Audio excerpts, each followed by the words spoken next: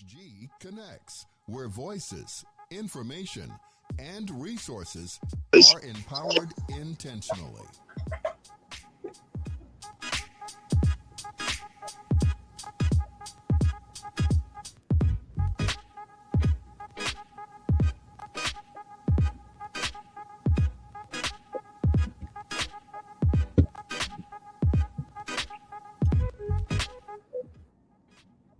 Hi, everyone. Welcome to America's Heroes Group live stream digital media show where we are highlighting Black veterans making a difference in their communities through our Black Veterans Expo, where we have conversations about personal and professional development while creating a space where Black veteran entrepreneurs can showcase their businesses to the community for that community support.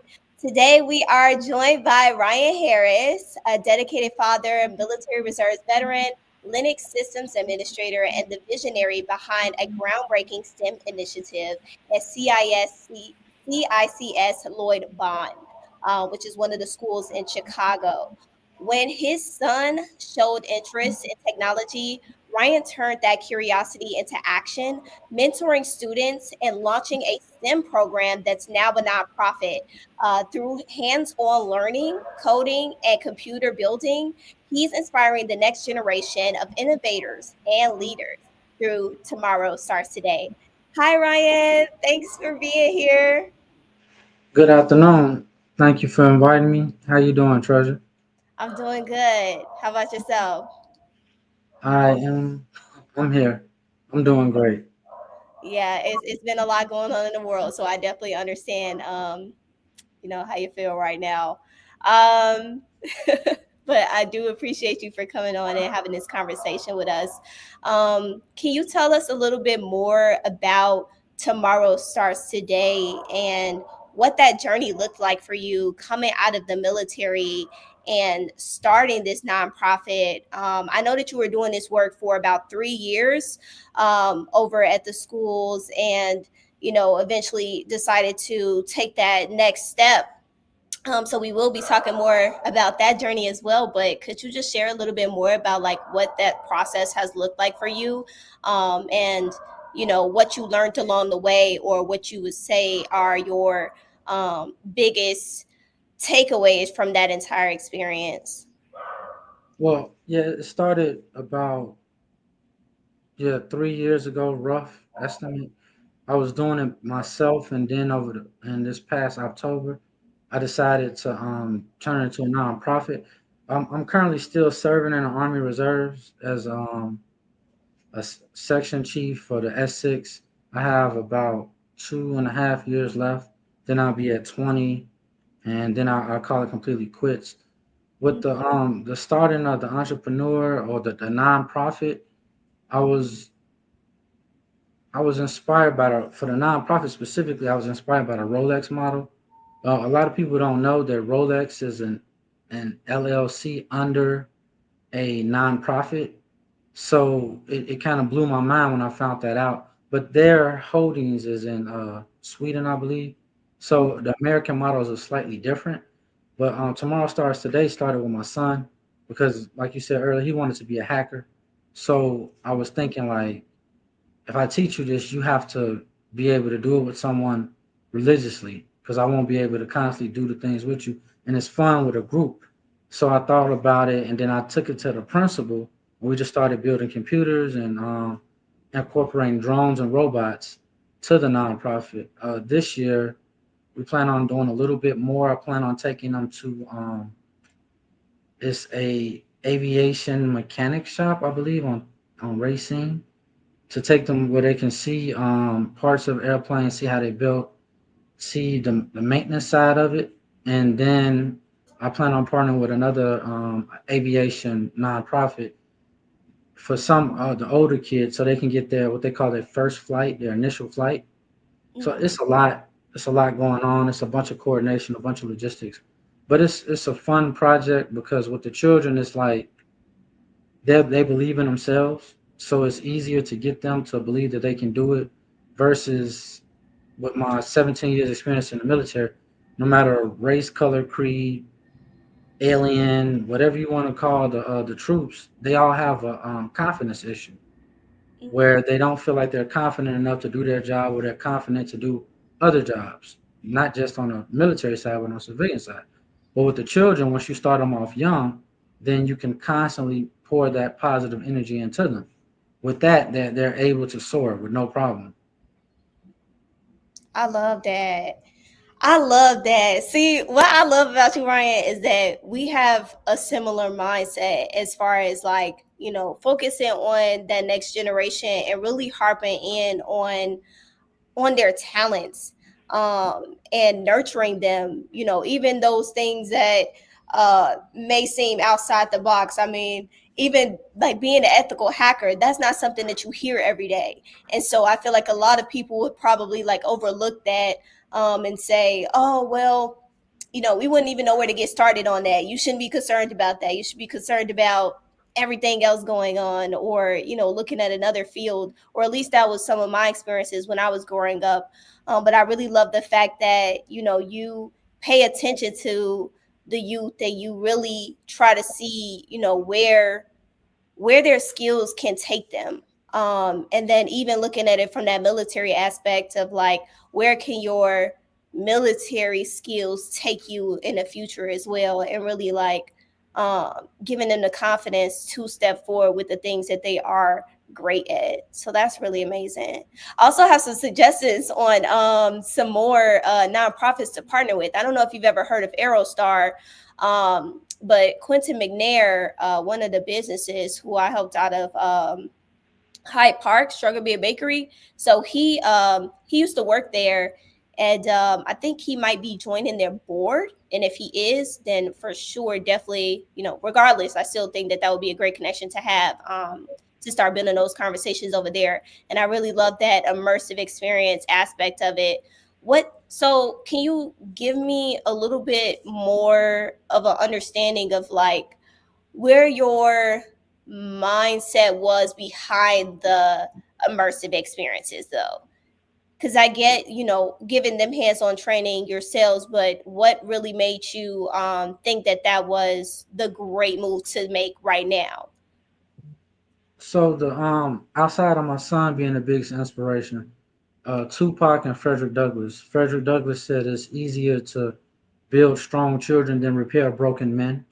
Mm-hmm. Um, that statement alone says a lot. And when you become a mentor, or indirectly, like an example would be, I joined the military at 22, and I would walk around my neighborhood. I would go, I'd go to BA or drill. I would come home, and then I would just go to the store. I wouldn't change my uniform, anything like that. And then a few years later, I would notice that other people joined up, indirectly pushing them towards something, and I never knew that I was doing. And then Tupac he said, I would spark the mind that would change the world. It goes into another quote, which recently has been daunting, but it gets me emotional thinking about, how when people misuse Martin Luther King when he says, make it to the mountaintop, he said, I might not make it there with you. I know someone else wrote. Well, I know someone helped him write his poem. I mean his speeches. But when he said, I might not make it there with you," he's saying basically, I'm sowing a seed. I'm giving you the baton. I'm going to start. Come with me, and as I fall, other will come behind me, and we'll keep going together. I might not be at the top with you, but I'm there with you. So when I think about the kids, that's it. All they need is somebody else outside of their parents or their local, even a teacher, somebody outside telling them, "Hey, you can do it. You got this. Believe in yourself." And then when you break it down to the lowest form, the children will force you to break it down even lower. So let's just say something as simple as braiding your hair, how you take X amount of strands, you loop them in a certain kind of way, and then you grab another piece. The children will ask you why you do that, how you do that. Can you show me? Then they ask you to show them again and again until they understand.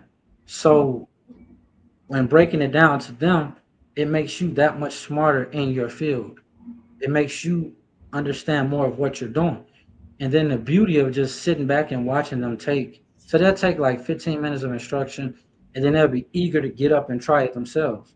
Hands-on experience with anything. Like I'm 41, so I believe in like the 70s or something. That's probably when they stopped wood shop and they stopped having like auto mechanics in school. So that's where we come in as because the schools cannot keep up with technology, but we can. Granted, I'm talking about a fourth to sixth grade level right now, but when we get up to the higher grades, these children in this era, they're born into technology unlike anything else before. From the schools trying to catch up with the college students writing papers with AI. They're trying to counter AI with AI to see if Yeah, they can stop the kids from doing it. AI So detectors.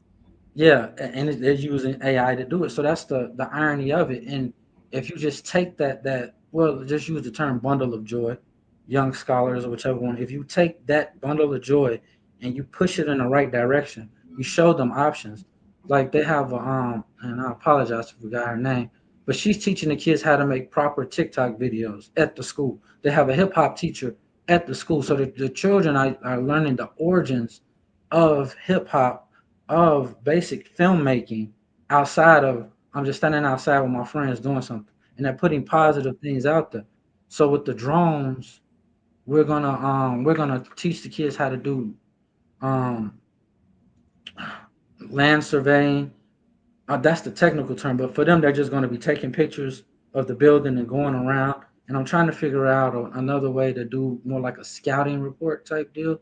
Basically I put like an orange soccer ball somewhere. I show them a map and I tell them, hey, the ball is here. Now find it with the drone, just to get them into that. And when you teach them at a lower level, like map reading in the military, when you first learn how to do it with the grid coordinate, it was kind of weird. But then when you come back, let's say to Chicago, where the streets are, it's simpler than a 6 or 8 grid, but it's still the same thing. So when you give them a very basics of something, they can take it and elevate it. Their minds is full of hope, Right. not fear. Like if you tell an adult, like you were saying earlier, the first thing coming to their mind is doubt. With them children, that's not what's coming to their mind. And when you see their reaction to it, it makes you want to give them more. This is another reason why we give away everything. We don't keep anything. Last year we gave away what would be considered better than your Xbox or your PlayStation computers, plus the media and all of that.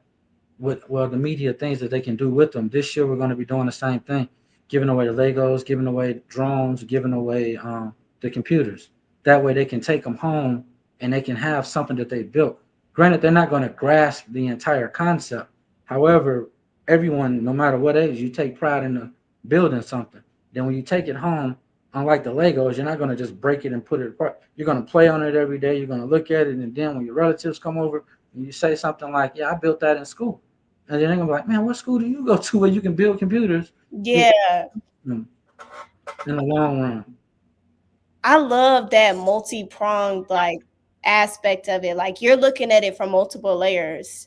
Because it's not about just what you're doing at that time. It's about just like in the military, how we have like the 5 pillars of I think it's only in the army actually. We have like the 5 pillars of a service member, and they talk about those different aspects of our lives from spirituality to physical fitness, mental wellness as well, on top of career and those other layers that come beneath that, like your confidence and your ability to do things and your preparation for those things as well. That's really awesome. That's Thank really awesome. On the drones aspect, I think that that's also really cool as well, especially with the exercises that are built around it. What's it called? I do also want you to partner. I'm sorry. I also want you to partner with the Entrepreneurs Academy on that one. Because I think that, you guys could, I think that we can get further together. And that's why I always think from that standpoint of like, where can we connect people from where they are, or like who has the same mindset, not even who is doing the same thing, who has the same mindset, or the same mission or the same objective in mind, because you may be going about it in different ways, but as long as the same objective is there, I think that that's the most important piece, because one, we do business with who share similar values as us, but also there's multiple roads to the same destination. So I hope, you took those people who I want to connect you with. I hope you took it well, and not, in any other regard of being like, I know what I'm doing. You know what I mean? It's a learning process. Like, so my background is technology and military. So I was maintenance before I came over to the technology side. But this Yeah. business part, it is so hard. Like, I I got my 501, I got my official letter from the IRS in October. I did not know that I needed another letter from the state of Illinois saying that, hey, you're official with the state. So now What is this letter? I know it's $15. It's something that certifies you from the state of Illinois. I don't know the exact name of Mm. it, but you have to get this. And then, by us being the United States, each state has a different thing. So my aunt, they live in Indiana. And she wants me to do an elder literacy program, and well, my bad, an elder technology literacy program to help them, because everything is going to apps. Some of the older generation, they're used to just getting their paycheck, going to the bank, you know, counting the money that way, writing a check, mailing it, or they take it to, in our case, ComEd, but in their case, it's called NIPSCO. But now everything is on the app, so they're adjusting to that. But the problem is you can't just let anybody teach them that, because I don't know if you've seen the movie The Beekeeper. Have you seen that? I did, and he was scamming that old lady. Felicia Rashad. Mm-hmm. Right, and that, granted, every movie has a basis of reality, and they just take it and they overblow it. But that's the fear that the elderly have, where someone would try to scam them. Like, even right now, I think about a couple hours ago, I got a text talking about I owe tolls. The Mm-hmm. toll roll already warned everybody about it, but I knew off top, just from working the tech, these companies are not going to text you and ask you for your money. They're going to send you something in the mail. When you log onto the app yourself, you will see this ways to authenticate that. But the elder generation, they're not looking out for all of those things. It's like, I Mm-hmm. live my life. I don't want to worry about. I just want to know that when I pay my bill, I'm paying my bill. So those scammers and people like that. This is why my aunt wants me to teach a technology literacy class to the elderly, but I have to find out what is um, Indiana's laws on nonprofits and try to branch off to over there. As far as partnering with people, I am open to partner with everybody, because there's so much that I do not know. So much that's hard to learn on your own when you're just going through it. Like, what was it? The 50, no, it's a long form IRS. When I was filing for my nonprofit, I'm going through the form. Almost every line I have to go back to the internet. I have to download. I mean, not download. I have to copy, paste, and then search.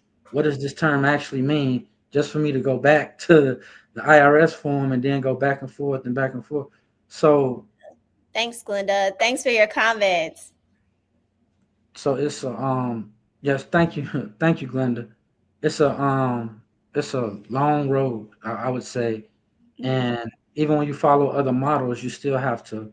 That's why I said the Rolex model earlier. Granted, I'm not selling $100,000 watches or anything like that under LLC. However, the fact that the Rolex brand is under a nonprofit, it's the nonprofit world is very interesting, which is another reason why what's going on right now in our political atmosphere, they're cracking down on NGOs and things like that, because some of them are not doing what they're supposed to be doing. And I'm like, okay, they not, but I know that I am. I should send Okay. a letter my way. I would definitely change. Like, Yeah. the thing going on recently, they said like one person got an absorbent amount of money.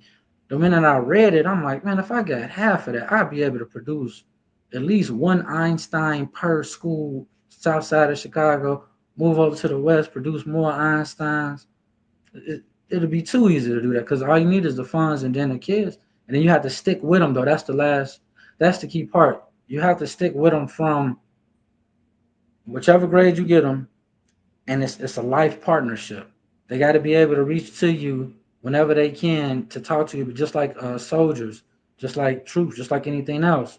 Like once you become a parent, parenting never stops. Your kid could become let's say a multimillionaire, but they'll still come back to you and ask you questions, although you've probably never seen $1 million like that in your life, and they have it cash with no problem.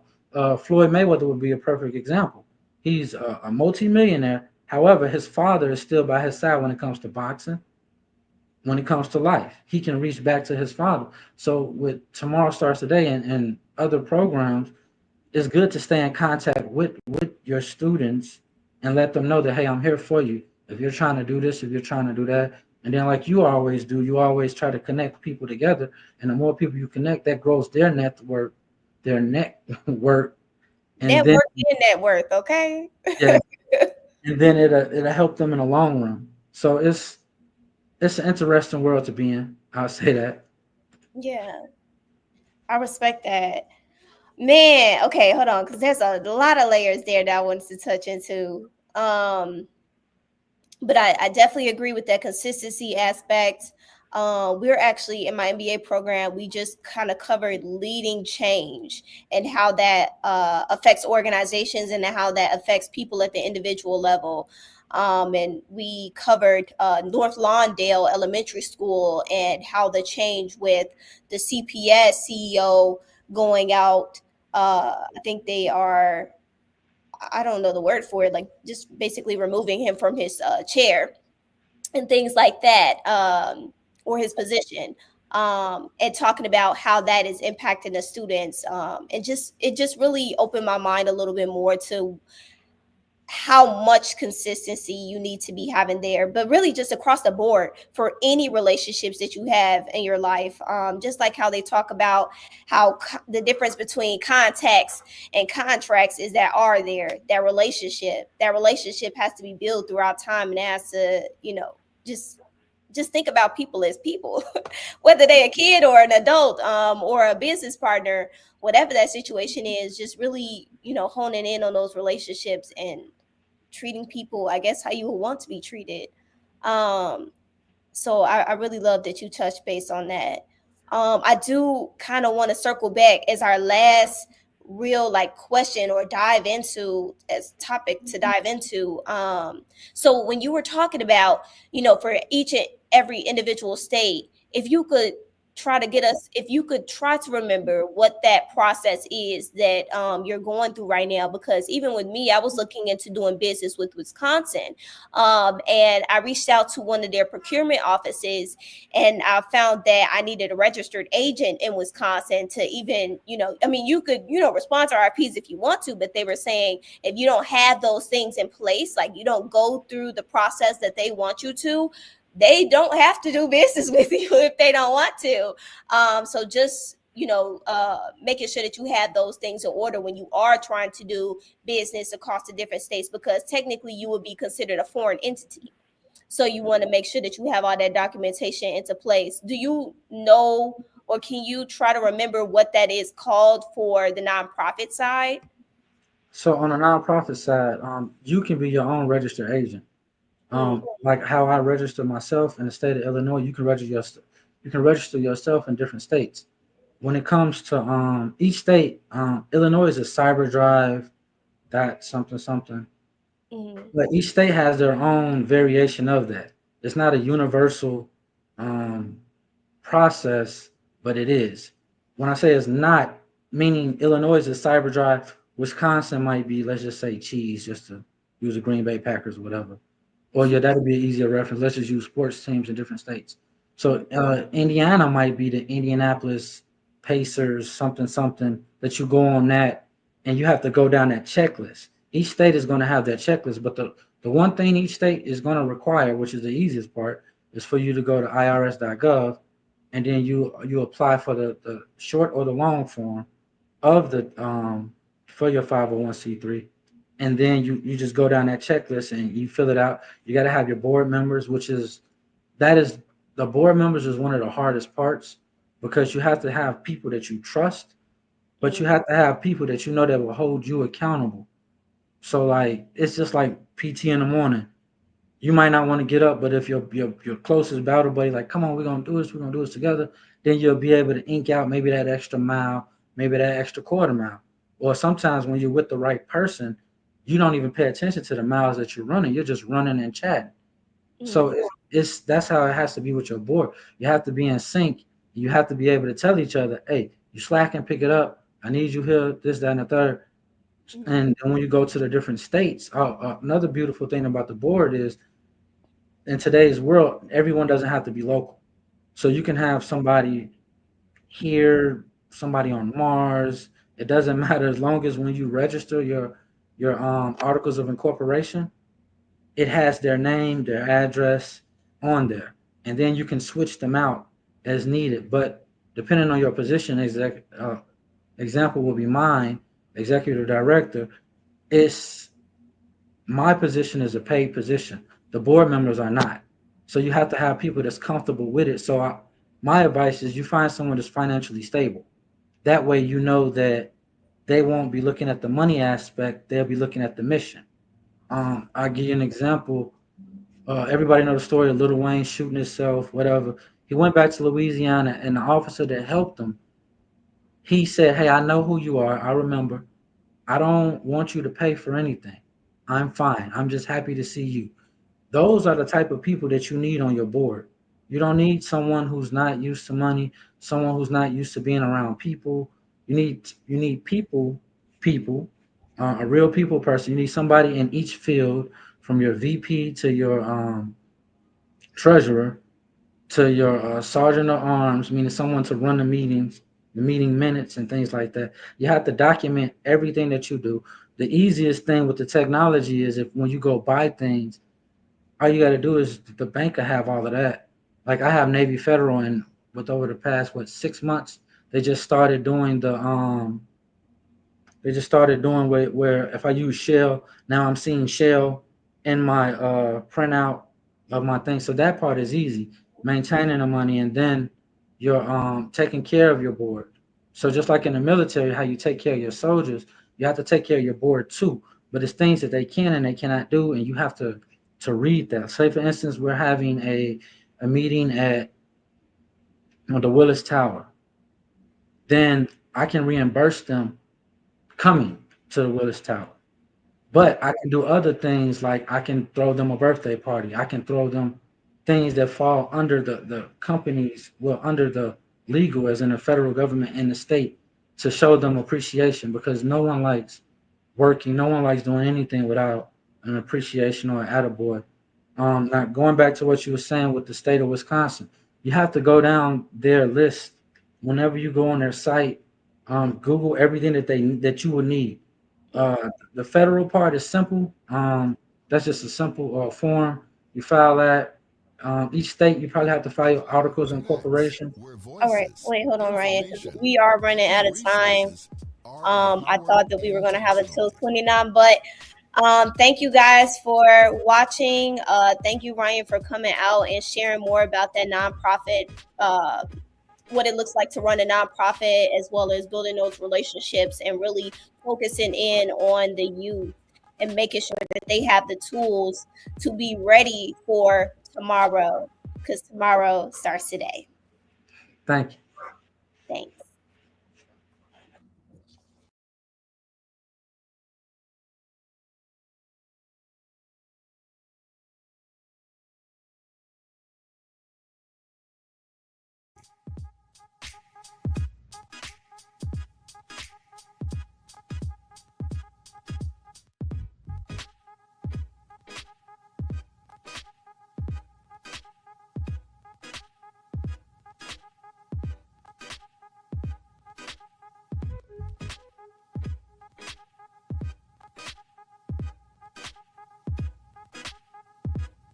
Market, advertise, and sponsor your business with Vietnam veteran Cliff Kelly and America's Heroes Group, where information and resources are intentionally disseminated via radio, print, and social media. Call our office for more details at 312-803-2618.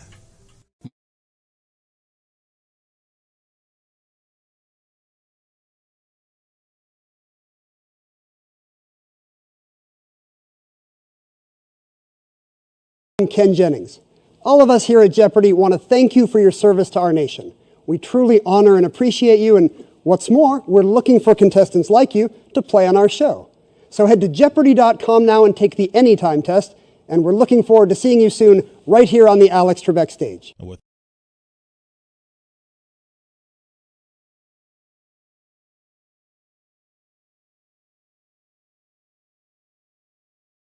G Connects, where voices, information, and resources are empowered intentionally.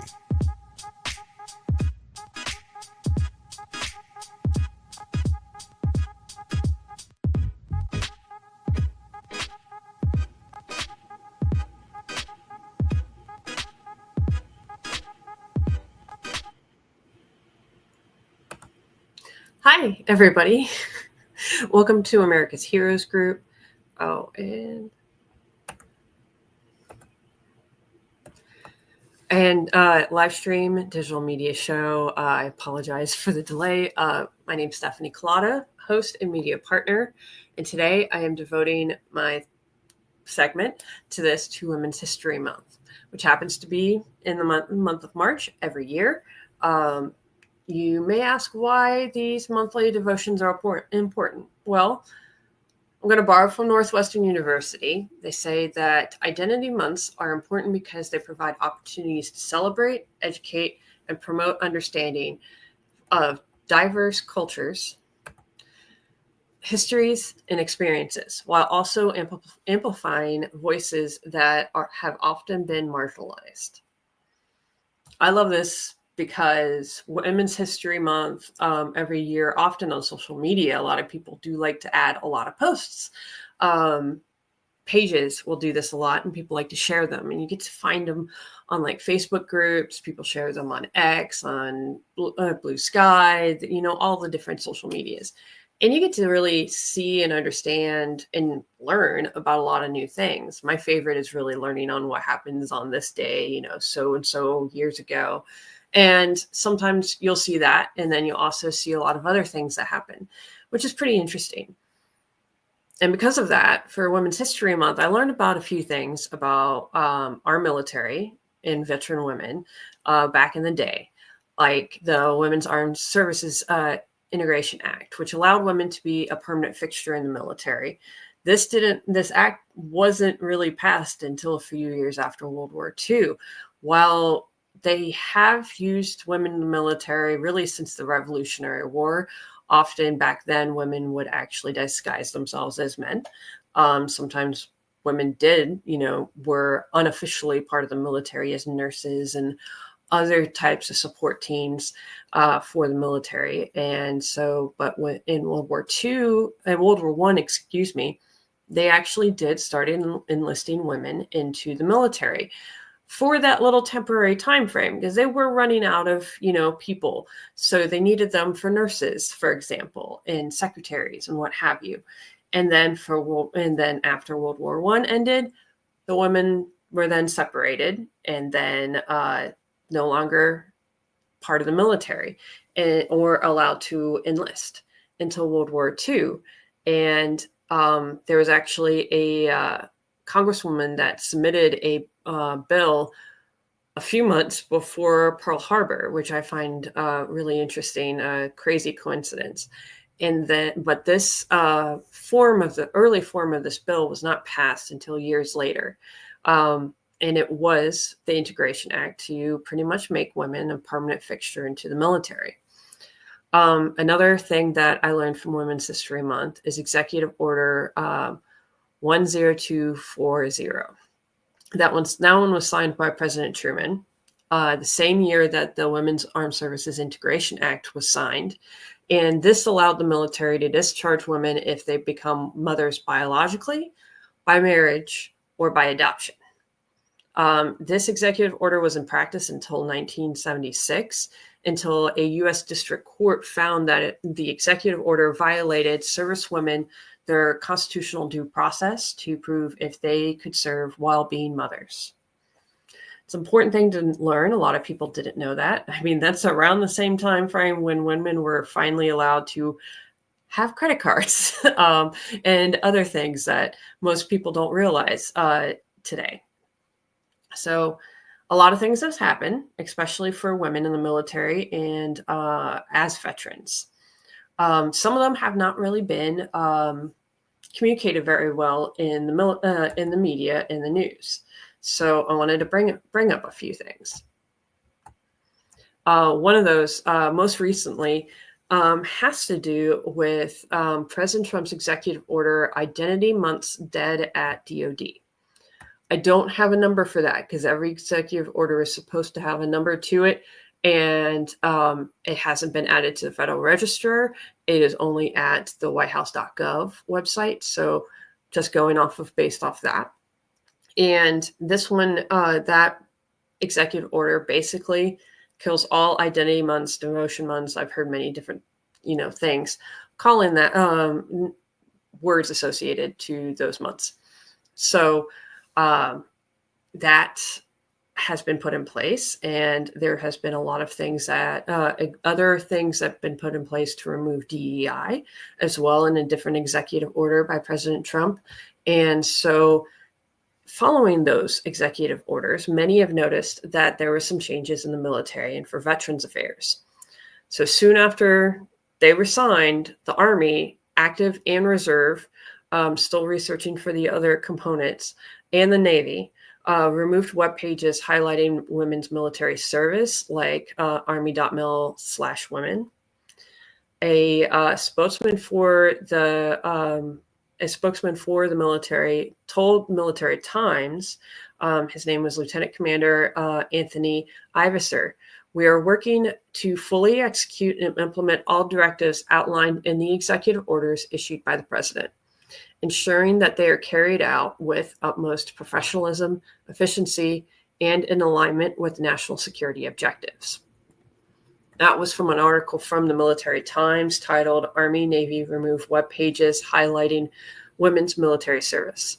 There was another thing that people noticed, and that was when the Women's History Center, the actual museum that they have, that website also went down, but it is back up. So that we know of, that's, and I had checked it actually just before this segment, that that website is now up and running. It looks like on Google Maps that museum is still running. So that part has not been affected by these executive orders. And, but most recently, President Trump did release a proclamation for Women's History Month for 2025. He stated a number of things, but I can paraphrase here. He says that the First Lady and I honor American women from all generations, all backgrounds, who have been integral to our prosperity and productivity, and who have made an indelible mark on the soul and heartbeat of our nation. He said that I am especially proud to acknowledge and celebrate the brilliant and talented female trailblazers in my administration. They are leaders in business, experts in foreign and domestic policy, authorities in national security, great legal minds, and as well as dedicated public servants who put the American public first. Together, we are working to honor the women in our history. No longer will our government promote radical ideologies that replace women with men in spaces and opportunities designed for women and devastate families by indoctrinating our sons and daughters to begin a war with their own bodies. Instead, my administration will safeguard the great American values of family, truth, well-being, and freedom. He also said, by fulfilling my purpose to protect women and girls from gender extremism, we have brought back common sense to society, and most Americans, nearly 80%, are supportive, per this proclamation. And so he goes on about other things for trans rights, for the gender identity for this Women's History Month.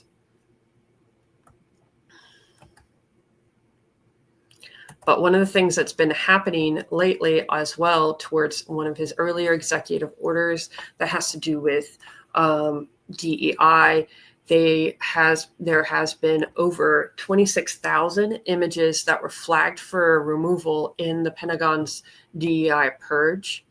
One of them to note was also a aircraft Enola Gay that dropped the atomic bomb on Japan, the first women to pass the Marine infantry training, among the tens of thousands of photos and online posts marked for deletion as the Defense Department works to purge diversity, equity, and inclusion content. That was according to a database that was obtained by the Associated Press.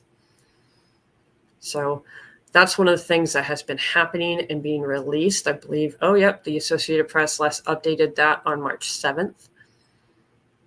So we're getting to see a lot of things that's happening in relation to Women's History Month happening within Women's History Month. A lot of these things also include different women. I believe one of them is also was also having to do with the women that had passed the Ranger training for the first time, because that was a big one for women being included into combat positions. And it's things for us to remember and understand what's going on for the women in the military, on how this spotlight or this removal of spotlight and education as well can affect women. Because if they don't know where women came from and where they started, it can give us a misunderstanding of where we're at now. For me, understanding about how women were actually involuntarily discharged when they became mothers, voluntarily or involuntarily, they would lose their jobs. And that's a really important thing to understand, where we're coming from and where the military started and where we are now. It can give us a lot of more understanding and honestly being grateful of where we are and where we were as well. So another thing that is to be recognized and note is that following President Trump's swearing into the office, there was also a few other moves that has happened, especially in the Department of Veterans Affairs. Those that were dismissed from the Veterans Affairs was the director for the Center of Women Veterans and the Center for Minority Veterans. Both were political appointees from the Biden administration, but they actually had 3 years left on their 6-year terms. That was those terms were put in place to actually make sure that there is follow through and carry on between the administrations, but they are political appointees. So it's one of those little gray areas that might be a little bit confusing for a lot of people. And then for the the Center for Women Veterans, not many people know about the Center of Women Veterans, and I wanted to highlight that real quick because they actually have been around since '94, and I'm trying to find the information that I had on it. There we go. And so the Center of Women Veterans was established by law in 1994 to advocate for women in the VA healthcare and benefits system. At the time, women made up of 11% of U.S. veteran population. And that in bymilitary.com, that figure is expected to grow to 18% by 2048. According to the Pew Research Center, they've quoted often that women veterans are the fastest demographic and often outpacing other estimates oftentimes. And also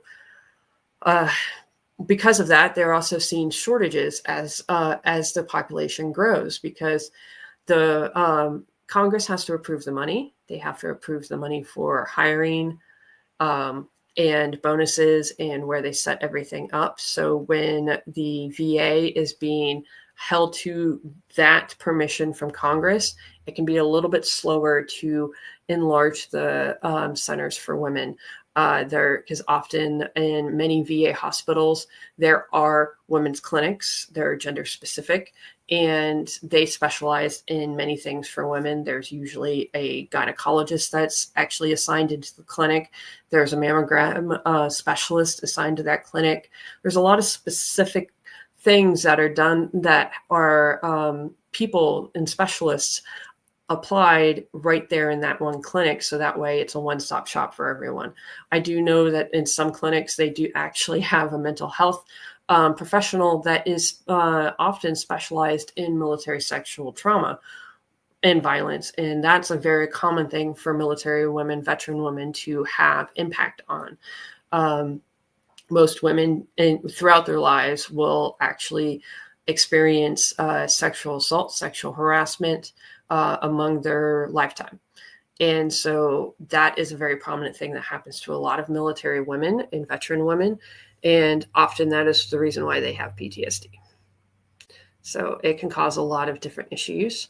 So right now, the Center of Women Veterans do have an acting director, Linda Davis. And I believe that the deputy director position is also still vacant for the Center for Women Veterans. I just checked it. Yep. Deputy director is still vacant, as well as 2 other positions. I am not sure if that has to do with the firings that has happened, because a lot of people don't know that when a lot of those probationary employees that were fired in the last month, there was actually a lot of people that had a lot of experience, federal employee experience, because these firings of probationary employees did not just include initial entry people at the entry level. This actually included people that were promoted, because often when you're promoted in the federal employee system, you have a 1-year probationary period. And those people were included on those firings. But again, I don't know if those vacancies have anything to do with that. I cannot say for sure for now. And so we'll see how things go and how they improve with the VA and the Veterans Affairs. We're watching to see how things are going. Oh, actually, just saw that the deputy director was named, acting deputy director was named, and they're actually working on trying to get the process put forward, because they still, since they're appointed, they're likely going to have to go through the congressional appointee system. And there's been a lot of things going on right now, like the federal budget that expires in 2 days, and the government would shut down if it's not passed. House just passed it, and it still needs to go through the Senate. And then the House Speaker, Mike Johnson, has actually released the House for recess for a number of days. I know it's over a week. And if the Senate decides to edit the bill, the funding bill, they call it a CR, if they decide to edit it, it actually has to go back to the House to approve it. And since Speaker Johnson had actually released the House for recess, that means that they would likely have to go into shutdown if the Senate does not approve this CR. So we'll see how things go. The Senate also has a number of things going on after that. And so we'll see more political appointees become approved or go through their screening process with the Senate in the next couple of weeks. There's still a large number of people that still need to be processed. So those hearings are being put forward at the on the websites for the Senate in their applicable committees. You can actually Google Senate hearings, and then you can also just add Senate Armed Forces Committee or Armed Services Committee hearings, and you'll come up with a schedule so you can actually see what's going on. So one of the things that that's also close to my heart is also understanding about the Center for Women Veterans. A lot of people don't understand or don't know what's going on with that. There was a post by their social media that said that they were going to have some changes, and soon that the social medias for the Center of Women Veterans was going to be merged in with the main Department of Veterans Affairs social media account. That one caused a lot of talk and a lot of movement on there, and a lot of fear because of that. And so, but what I have noticed is that post have actually been removed. And so we're still trying to find out whether it would actually still happen if the Center for Women Veterans social media accounts will be merged up with the main parent account for the Department of Veterans Affairs. We're not quite sure yet. A lot of people do like having the individual social media for the center because they do promote a lot of really great things for what they do. For instance, one thing that's actually happening is that they posted a virtual forum that they're going to do online, and I'll give you the information. It's going to be on Friday, March 28th at 9 a.m. to 3 p.m. Eastern. That's a really long time. And this forum will be an opportunity to exchange information on VA benefits, services, and initiatives, as well as to discuss with community partners how to connect service members, veterans, caregivers, survivors, and family members to the VA and community resources. Please look this up on their social media. You could just Google or look up on Facebook, Instagram, any of the other social medias they have, Center for Women Veterans, and that should pop up. I do love having they have their own social media account. One of the reasons why is because a lot of women veterans don't see themselves as veterans, or they don't have that, connection. A lot of times they don't identify, they don't see themselves as that, and they close that part off. When you have that specific devotion for women veterans, and then they see themselves, they see others like them on the social media, in the pictures, with this information that could be very vital for them, because then that could start them getting care through the VA and the specialized care. It could help them get the VA benefits that they need, the disability, voc rehab, a lot of other things that's going through. This would be really great so that they can actually work towards bettering themselves. There's a lot of really hard things that happen for women veterans. They are 2 to 4 times more likely to die by suicide than civilian women. They are 20 to 40% more likely to actually have breast cancer compared to civilian women. They are also more likely to experience homelessness. And the other complication with homelessness is that of all veterans, women veterans are more likely to be single parents. So they're going to have children with them while they are homeless. And that's been a hard thing for the VA to actually try to accommodate, because when they first started doing accommodations for homeless veterans, they would set up like dormitories on VA campuses, hospital campuses, but they didn't have it equipped for children. So often women veterans were turned away when they tried to get this type of help and accommodations when they were homeless. I know of a handful of women that did experience homelessness while they were with child or had young children, and they were turned away. It's now gotten better. They've now been trying to work on the accommodations, and they've been going forward and really working on that. And thanks to the Center of Women Veterans, because they have been focusing on what is needed for women veterans and then advocating it towards, Congress, towards the towards the VA secretary. And those things are really important for many people. So then their VA care is just so much better, and then they can improve. The Center for Women Veterans also help advocate and spread the word on certain things. New legislation that has passed, like the Service Act, which has opened up the eligibility for breast cancer screening to all ages of women veterans, all veterans, not just women, but all veterans, especially if they were deployed to certain areas like post 9/11 and Gulf War locations, because of the increased risk for their breast cancer. So these type of things is really important. One of the things I got from them recently was an email talking about endometriosis. And that's been a popular subject for me to talk about on the personal side, because I went undiagnosed for 17 years. And it's really important for more people to read and understand about endometriosis or other long undiagnosed conditions, because there is something called medical gaslighting that women are more likely to experience.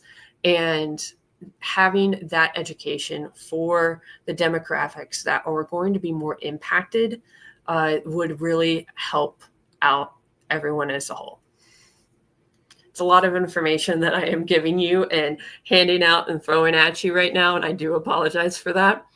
The Center for Women Veterans also have a phone number that you can contact. And oh gosh, I'm trying to find it before I lose my time. The Women Veterans Call Center is 1-855-829-6636. They also have an email, 00w@va.gov. And then you can just Google Center for Women Veterans. You'll see their website that comes up. It's va.gov/womenvet. A lot of really great information there that you can contact and get some information that you may need, and also probably update what your clinic, your personal women's veterans clinic, needs to update and work on. Those things that I mentioned that they may have, that others may have, you can try to ask for it and advocate for that. Like having a mammogram specialist, having a mental health professional that is experienced with military sexual violence. And that is my time. So thank you guys so much for listening. Can't wait to talk to you more about more things for women veterans and for everything else, especially legislation, because that's my home. And I hope you guys have a great week. Goodbye.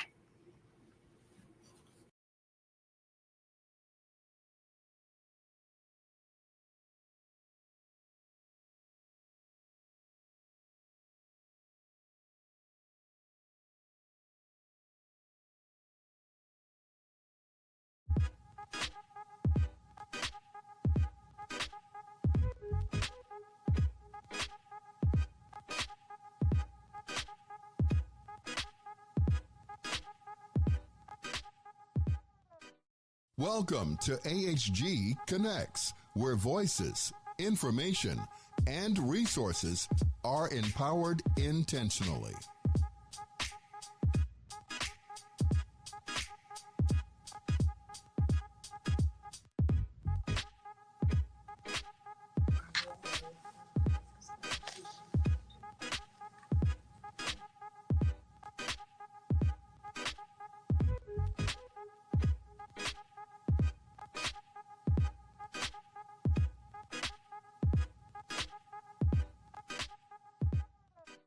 Welcome to AHG Connects, where voices, information, and resources are empowered intentionally.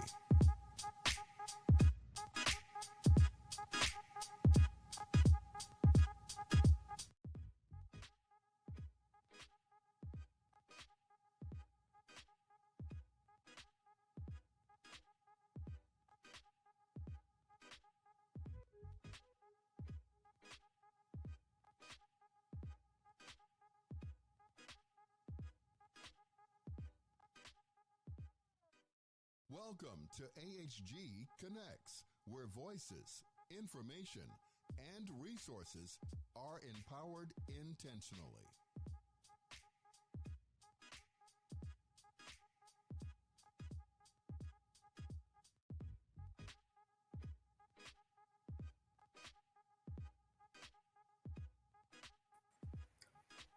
Oh, my apologies. My apologies.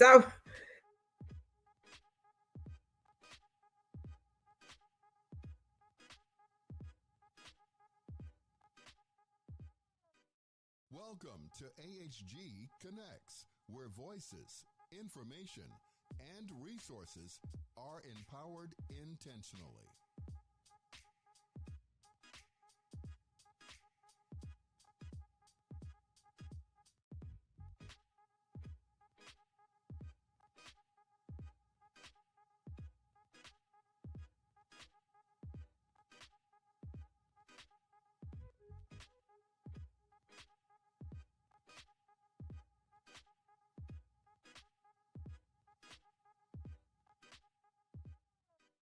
Welcome to AHG Connects, where voices, information, and resources are empowered intentionally.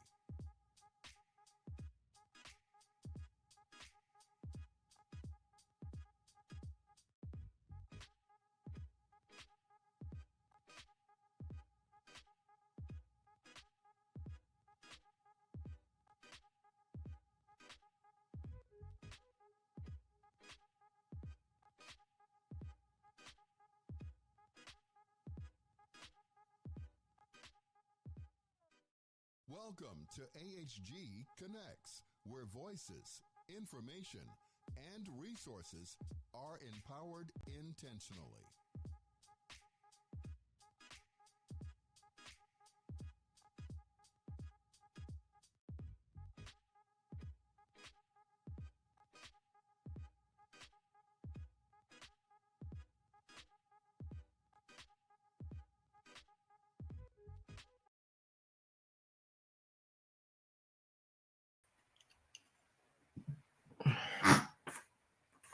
Hello and welcome to America's Heroes Group live stream digital media show. I am Yvette Jones Swanson, media partner here. And I just want to thank you all for joining.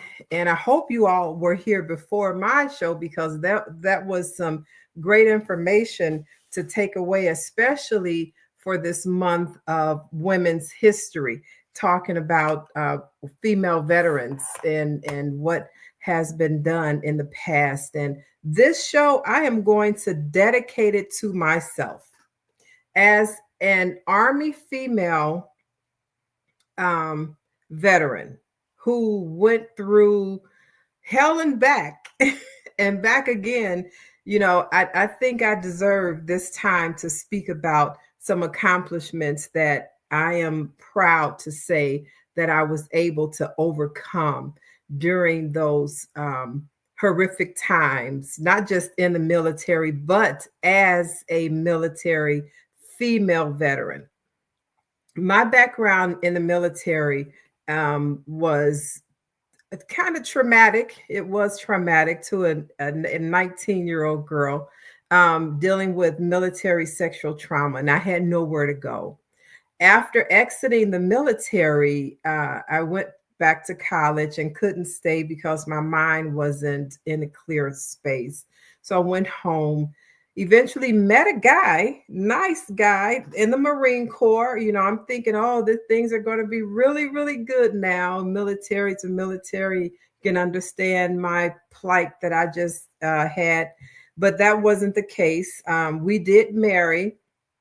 And in that marriage, I was a wife of domestic abuse. And as a female veteran, I thought, you know, I can go to the VA for services and they could help me, right? Wrong. I would go to the VA for services because I'm homeless and I'm battered and abused by a currently serving military man. And there were no services for me. I was always turned around right back out the door. And that brings me to a story of today. But after I tell you this part. So now, being a battered wife, I was homeless. Then I'll tell you that other story. I was homeless several times because running away from my safety.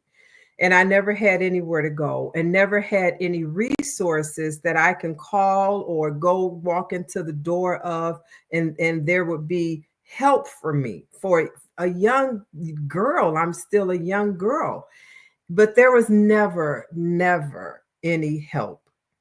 Till one day I did receive help to go to the YWCA in Evanston, Illinois for battered women and pregnant at the time.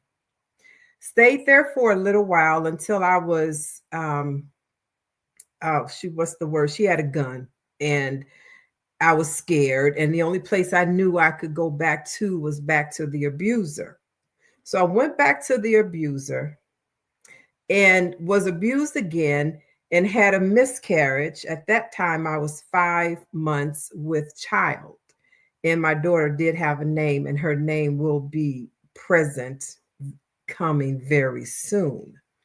So, as a female veteran, military sexual trauma, homeless, well, battered and abused, homeless, my mind was everywhere but the right place because I didn't know what the right place was. So now time goes on. I go to college. I get these degrees. I go to real estate school and I get a real estate license. And the real estate license is what really helped me. I was able to buy my first home out of homelessness just 4 years later. I started meeting other veterans later in some years who were also homeless with hardly any resources except for the resources from the organization that would refer them to me that was paying their rent. But they had no other resources. They had food to come to their homes, and a doctor would come and cut their toenails or something like that, or a bus would come and take them to the hospitals for a doctor's appointment, but no other resources. And I didn't think that was right, even at that time, because I have an uncle who was in World War II. He was an Army soldier in World War II. And he had a lot of resources, a ton of resources. I would go with him to the VA. He had a driver, he had money that came every month. My mother got a check and she shared it with us. Those are our chores, is helping Uncle Ralph. So I knew, what this man, he got it good. He got right. So now I'm looking at these veterans. All you have is a roof over your head. That doesn't sound like what my uncle had. It doesn't sound like, me either, because I don't have the benefits either. I didn't know how to get those benefits.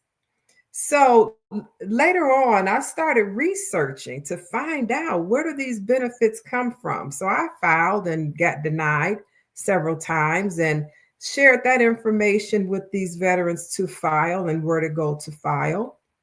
Then I started housing more veterans who now started receiving a Section 8 voucher known as HUD-VASH.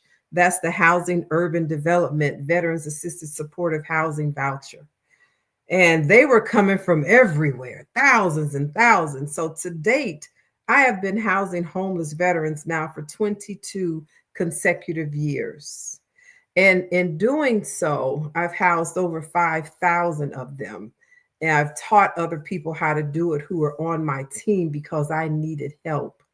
I was only one person. I couldn't, oh my God, it was so many. And one day within a 4-hour span, I housed 22 personally down at Jesse Brown VA.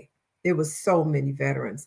So now time goes on and life happens and I get sick and get out the game, and then COVID hits and everybody was out, but veterans still needed housing. That was one critical profession of realtors, nurses, doctors, the critical professions. Realtors was one of them. So I'm still getting phone calls from the VA, from other realtors, from homeless veterans who needed housing. And I'm laying up in a bed after having COVID-19 pneumonia and a stroke. I'm like, oh God, but you're still texting me and calling me and emailing me. And I still have this information of where I can help you get housed. So now I'm emailing information back and forth, and housing homeless veterans while I was recuperating from all those illnesses, still lying in bed. And I just picked this up because I knew I was going to have to say it. For I know the plans I have for you, declares the Lord. Plans to prosper you and not to harm you. Plans to give you hope and a future. That's Jeremiah 29:11 in the Bible. Because all of these horrific things that happened to me in life, God wasn't trying to punish me. He wasn't trying to hurt me, but I had to go through these through his plan in order to get where I am now, to be able to house so many unhoused and homeless veterans. So, oh God, it's a lot still going on. So with that being said, as a realtor who doesn't open doors hardly anymore, I had to figure out a way of still helping unhoused, homeless veterans who are being discharged from the military, unhoused, homeless, veterans who are being released from incarceration, unhoused, homeless, senior veterans who are being discharged from the hospital, unhoused and homeless, single moms, single dads who are veterans with children, unhoused, homeless. I've housed all of them. And I have a system that I've created in order for me to have housed over 5,000 of these homeless veterans over the years. And that system is put in several publications that I created because I had to figure out, how can I still help the community and not just help the homeless veterans? I have to start telling people what I do. And I'm only one person, so I can't talk to everybody. It has to be a mode of communication. So that mode of communication for me is to write it out, to create plans and to share those plans with everybody else. So I have published, and I also have a publishing company, a DBA of my company, Vet Mentors, L.L.C. The publishing company is Vet Mentors Publishing. So the first publication that I thought about writing was to help these case managers and social workers. And that publication is called Collaborative Housing Solutions for Homeless Veterans. And this is for social workers, case managers, human care professionals working in the field to house these unhoused and homeless veterans. It's a process and it's a system. And when you follow the system, it works. And it's connecting people. It's connecting everybody in question. This homeless veteran is going to sit down with intake, which is usually a social worker, case manager, human care professional, an RN nurse, a parole officer, somebody. This unhoused homeless veteran is going to sit down with somebody. Now, if those resources are limited to that social worker, case manager, or human care professional, then that's the only thing that unhoused homeless veteran will hear about, are those limited resources. Well, now this is 2025, and we have a lot of information that's accessible to us as long as you know how to access that information. And in all the publications that I wrote, I also teach the readers how to access this information by incorporating AI. So this book is empowered by AI, and it teaches you how to use AI to find all of these resources and services for these unhoused veterans. The next publication is 5 in all. And by the way, my name is Yvette Jones Swanson. I am a National Veterans National Veterans Homeless Housing Advocate and Consultant. And I've housed over 5,000 homeless veterans in my career in this 22 years of serving unhoused and homeless veterans. The second publication, Finding Home. And all of my publications are on Amazon. You can find them under my name, Yvette Jones Swanson. Finding Home, and this is a nationwide resource guide for supporting homeless veterans. In this publication, it highlights areas in Washington, D.C., Hawaii, Las Vegas, Florence, South Carolina, Akron, Ohio, Chicago, Illinois, Vicksburg, Mississippi. And the reason why those cities and states are in this publication is because those people, those homeless veterans, contacted me for help. They contacted me to help them find resources in order for them not to be homeless and unhoused in their city and in their state. And I've been doing that for a full year, a little over a year now. And I'm like, wait a minute. This is information that's very powerful and I need to share this, but how would I disseminate this information? So I wrote a book. My publishing company, Vet Mentors, is DBA Vet Mentors Publishing, is the publisher of those publications, and I'm the author. The third publication, I got a phone call from a young lady, a veteran in Atlanta, Georgia, who is interested in opening a home facility, a care home for unhoused, homeless, senior. Remember, we talked about senior veterans. So the program for home care is so extensive. I said, listen, I can't just give this, well, not give, but she was going to pay me as her consultant, but you're only one person. And it's like gatekeeping this information. So I put it in a book. I told her, you don't have to pay me anything. Once I put it in a book and publish it on Amazon, just go to Amazon to buy it. This book is the Veteran Care Entrepreneurs. This teaches you, you want to work in the veterans homeless space and help veterans who are unhoused and homeless and they're seniors. That's a great opportunity for you to get into the space to help these unhoused homeless veterans. And by you, it's a business. Somebody has to pay you, and through the resources, through the benefits. So this is Veteran Care for Entrepreneurs. Remember, I am a realtor and I choose to work in the homeless veteran space. As a realtor, I could work anywhere I want to work for any population. Now I hear the term everybody saying the niche market, the niche, we call it niche back in the day, but now they're saying it's a niche market. So whatever it is, mine is homeless veterans. I take a veteran from homelessness all through their transition to the rental, to home ownership, to becoming investors and business owners.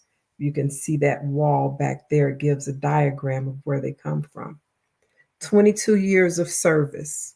And I'm no longer in the military. I was out of the military shy of a year when I went in because I was being sexually assaulted by my drill sergeant. And they put me out, said it's medical. I get out, they're telling me, oh, there's nothing wrong with you. Really now? So now I get out on a medical and all of my benefits are stripped away. And nobody ever asks, what happened to you, young lady? No, so I had to fight all these years. Now I'm at 90% service connection. And it's not all for military sexual trauma either, but it should be 100 for that. Because I'm still not, you can't do that to people and expect them to, I'm still in the community housing homeless people, homeless veterans. It's a tragedy we have homeless veterans. And now I get to say something about that. It's a tragedy. Now I'm teaching you how to do something about it. These publications, I've got 5 so far. with 3 more coming out next month. And oh my God, if I tell you all what my calendar says over there, you will be like, Yvette, are you a superwoman? ×2? Yes, I am. Yes, I am. God made me that way. Thank you very much. The 4th publication, I'm like, wait, I'm a realtor. I have to teach, and I'm also a real estate instructor licensed by the state of Illinois. I teach. I'm also an instructional designer. I create. I do all of that. So now I'm like, let me put this together. Let me teach these realtors how to do what I do so we can house these veterans who are homeless. I have the numbers, but they're on the phone. But anyway, Google search how many homeless veterans there are in your city, your state. So the next publication is called A Realtor's Blueprints. The Realtor's Blueprint, let me finish the title for you now. A Realtor's Blueprint, the Veteran's Path to Home, Navigating the Journey from Homelessness to Homeownership. I give the entire blueprint of taking a veteran from homeless to homeownership, and also teaching agents how to set up seminars and workshops, not just in their city and state, but at a VA location, at a vet center, at a VFW post, at an American Legion. I was doing veteran housing workshops at the federal prison here in Chicago and at the Cook County inmate release, because these veterans, some of them are being released homeless. How do you now? You are a realtor. You get a phone call, ring, ring. Hello. My name is Yvette Jones, and I'm a veteran. I'm looking for housing. Okay. Well, what do you need? Well, let me explain to you so I can make sure you can help me before we have this long conversation, if you don't mind. Again, my name is Yvette Jones. I'm an Army female veteran. I'm homeless. I have a Section 8 voucher. It's called HUD VASH. But I don't have any money for a security deposit. And my social worker didn't tell me of any agencies that could help me with my security deposit. And I have bad credit. Can you help me find an apartment? Usually the answer is no. You have too many negative variables. You're homeless, first of all. You have a voucher. You have no money for security that you know of, because nobody is checking on your other resources. You have bad credit. Who's going to say yes to you? What real estate agent knows how to handle that type of client? I do. I've housed over 5,000 homeless veterans and still doing it to this day. And I have to teach the realtor. So my class is going to be a CE course for the state of Illinois, first of all. And they just want to launch it in Illinois so that it can go national, because we have homeless veterans nationwide. We have realtors nationwide. I am what's called a military relocation professional, designated, and I'm also a licensed realtor instructor, and I teach that designation to other realtors in the field who want to learn information on how to house veterans, not homeless veterans with the MRP. This course, A Realtor's Blueprint, the Veteran's Path to Home, Navigating the Journey from Homelessness to Home Ownership, teaches the realtor now how to house a homeless veteran and get paid. Mind you, we're still realtors, and it's still a transaction. So the homeless veteran is going to live in somebody's property with the PIN number, with the number on the door, and they're going to receive a check every single month to pay for that veteran to live in that unit. That's a business transaction. As a realtor, we get paid for making that, for procuring that cause. We get paid for bringing them together. We do the disclosures, the application, the lease itself. and we send an invoice and get paid. Now, for years, I get 100%. That's another trick that I teach in the Realtor's Blueprint. How do I get 100%? Well, buy the book, but it's just putting the two together, and there's no middleman. I'm the glue to that rental lease. So there's one more publication that it's already written. The PowerPoint is already written. Everything is ready for this publication to go out. But as soon as that publication goes out, I'm already booked. Now, which agency am I going to go with first? That's my question. And it's due to how much work they need. But I've got answers for that too. So this publication and course is for veterans. From Boots to Business, Finding Your Passion in Business. That's me on the back of all of my publications. Finding your passion in business. Now, was real estate my passion? I didn't know anything about real estate. I grew up in Section 8 housing. Did I say Section 8? Not Section 8. I grew up in CHA housing. That's public housing. My parents didn't have a Section 8 voucher, but we lived in public housing for 22 years. I didn't know what a real estate agent was. When I came back from the military, I went back to the projects. If I didn't have my parents, I would have gotten out being discharged homeless. So when I moved away after the battery stuff, I learned what a real estate agent was. And I'm like, oh, wow, I could do that. That was easy. Well, not easy, but I did it. And all of these years and all of these peaks and valleys, I found my passion. And my passion for the past 22 years has been housing homeless veterans. I can't go anywhere else. I love what I do. I love the resources that I can bring to a person and their lives just instantly change. Veterans have so many resources, I'm the chairman of the Mental Health Consumer Veteran Advocacy, something like that. There's so many titles of everything, but I'm the chairperson of the Mental Health Advocacy Veterans Consumer Group here in Chicago. And we need all of this help we can get. So stick around and go to my website, vetmentorsllconline.com, and look at everything that I have to offer. Go to Amazon and order my books, Yvette Jones Swanson, and learn what you can do in your community to help these unhoused homeless veterans.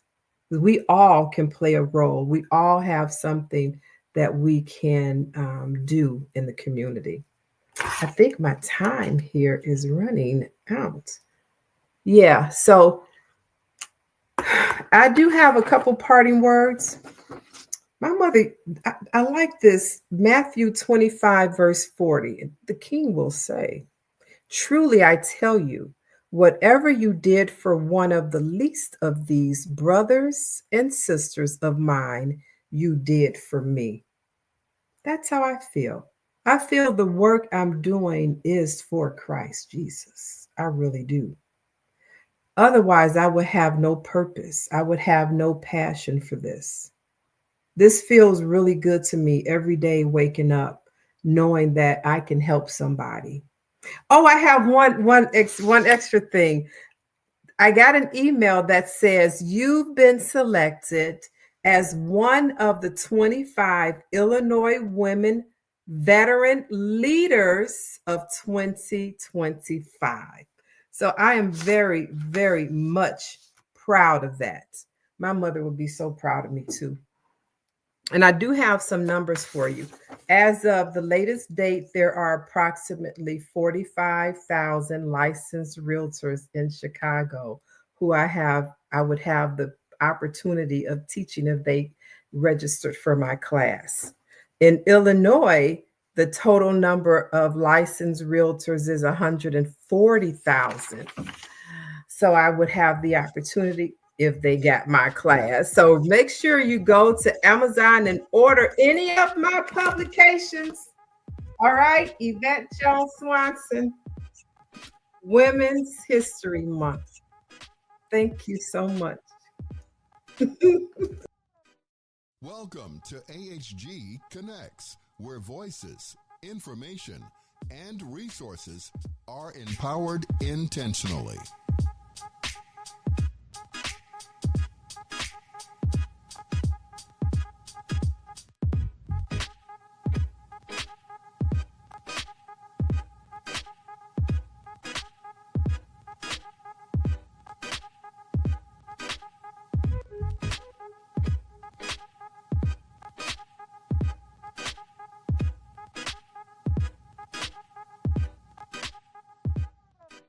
Welcome to AHG Connects, where voices, information, and resources are empowered intentionally.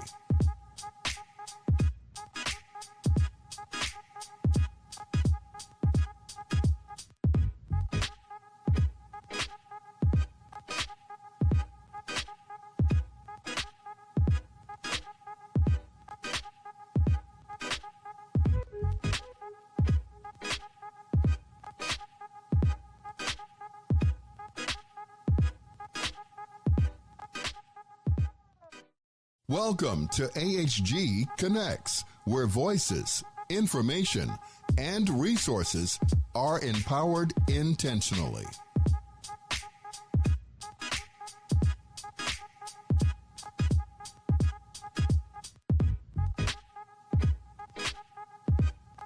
Market, advertise, and sponsor your business with Vietnam veteran Cliff Kelly and America's Heroes Group, where information and resources are intentionally disseminated via radio, print, and social media. Call our office for more details at 312-803-2618.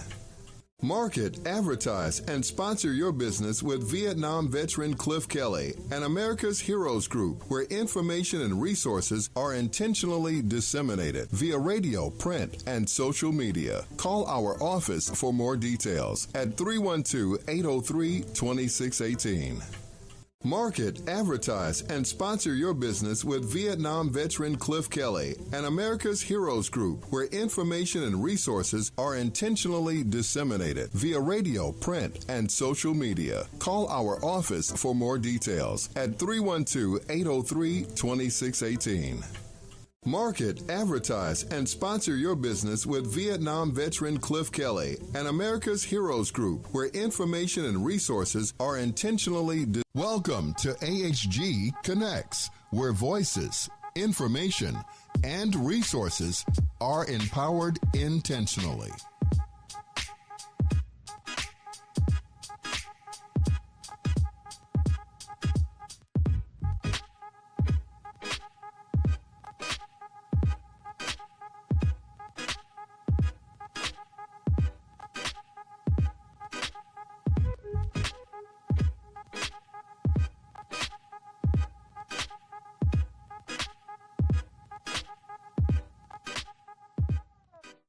Welcome to AHG Connects, where voices, information, and resources are empowered intentionally.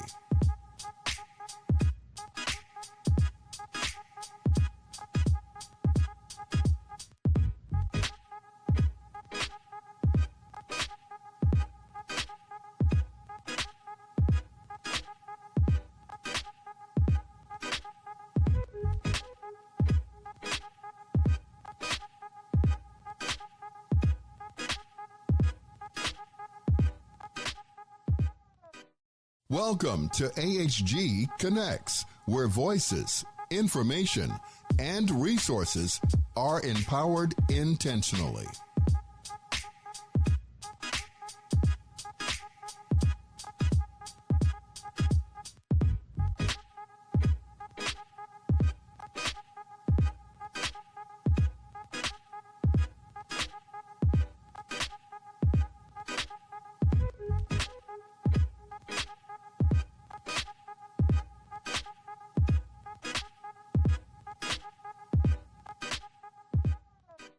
Welcome to AHG Connects, where voices, information, and resources are empowered intentionally.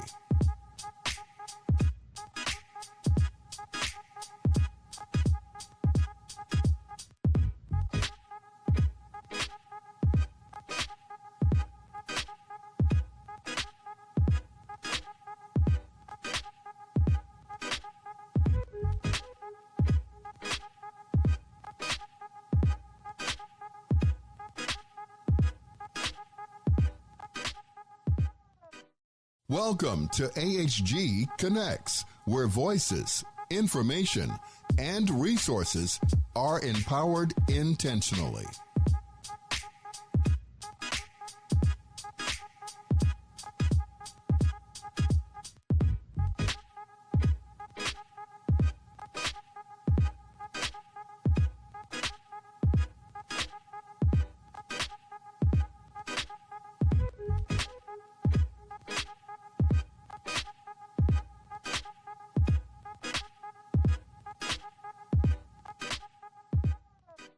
Welcome to AHG Connects, where voices, information, and resources are empowered intentionally.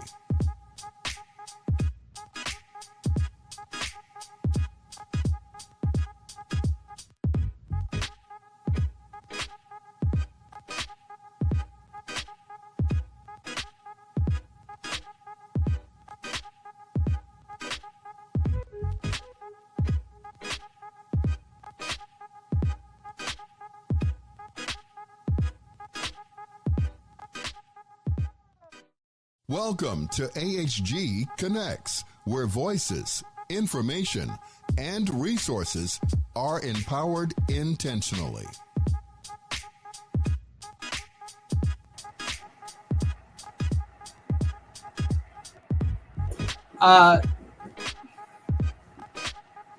Good evening.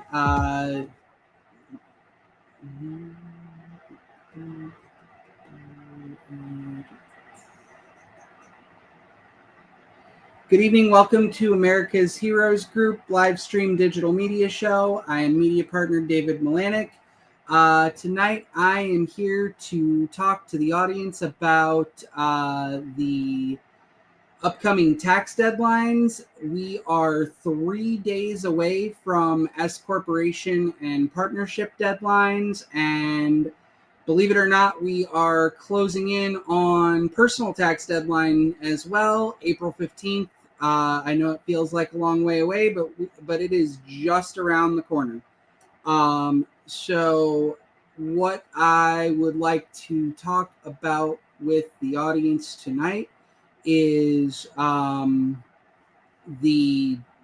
different tax strategies and things that can be used in potentially planning for saving on taxes for this year, as well as some programs that exist that can be beneficial for veterans, both in finding employment and finding and starting your own business as well. So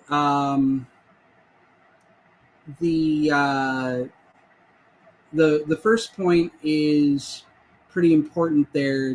The strategies to save on your taxes coming up. So I have always said that if you fail to plan, you plan to fail. It's a very old saying. So ideally, you would already be discussing what your plans are with your trusted tax advisor. If you don't have one, now's a great time to get one. We can help you with that. Give us a call, 708-914-8220.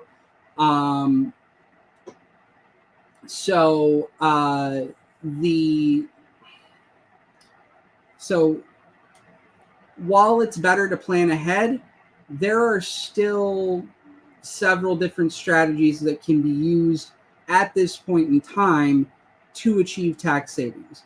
I just mentioned that the S corporation tax deadline is coming up.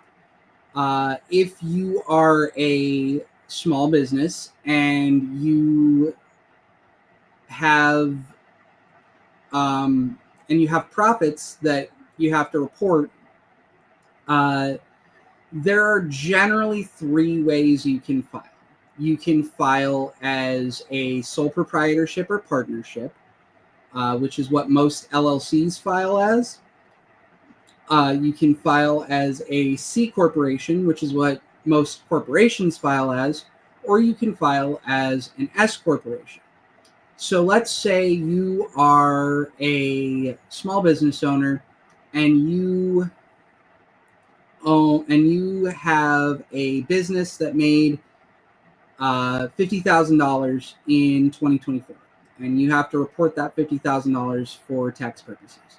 So for a sole proprietorship or partnership, that $50,000 will be reported, and then you would take a few deductions against it, and you would end up with an income tax liability in the range of $3,000 to $4,000. But in addition to that, you would also have a self-employment tax liability as a sole proprietor or partnership in the amount of 15.3% of that profit, roughly 15.3% of that profit. There's a small deduction. So that amount comes out to just a little over $7,000. So if we add up the self-employment tax and income tax liabilities on a sole proprietorship or partnership, the end result on $50,000 of profit is going to be paying approximately $10,000 to $11,000 in taxes. So let's say you instead are set up as a C corporation. A C corporation is taxed at the corporate level, and it pays a 21% tax rate, flat tax rate.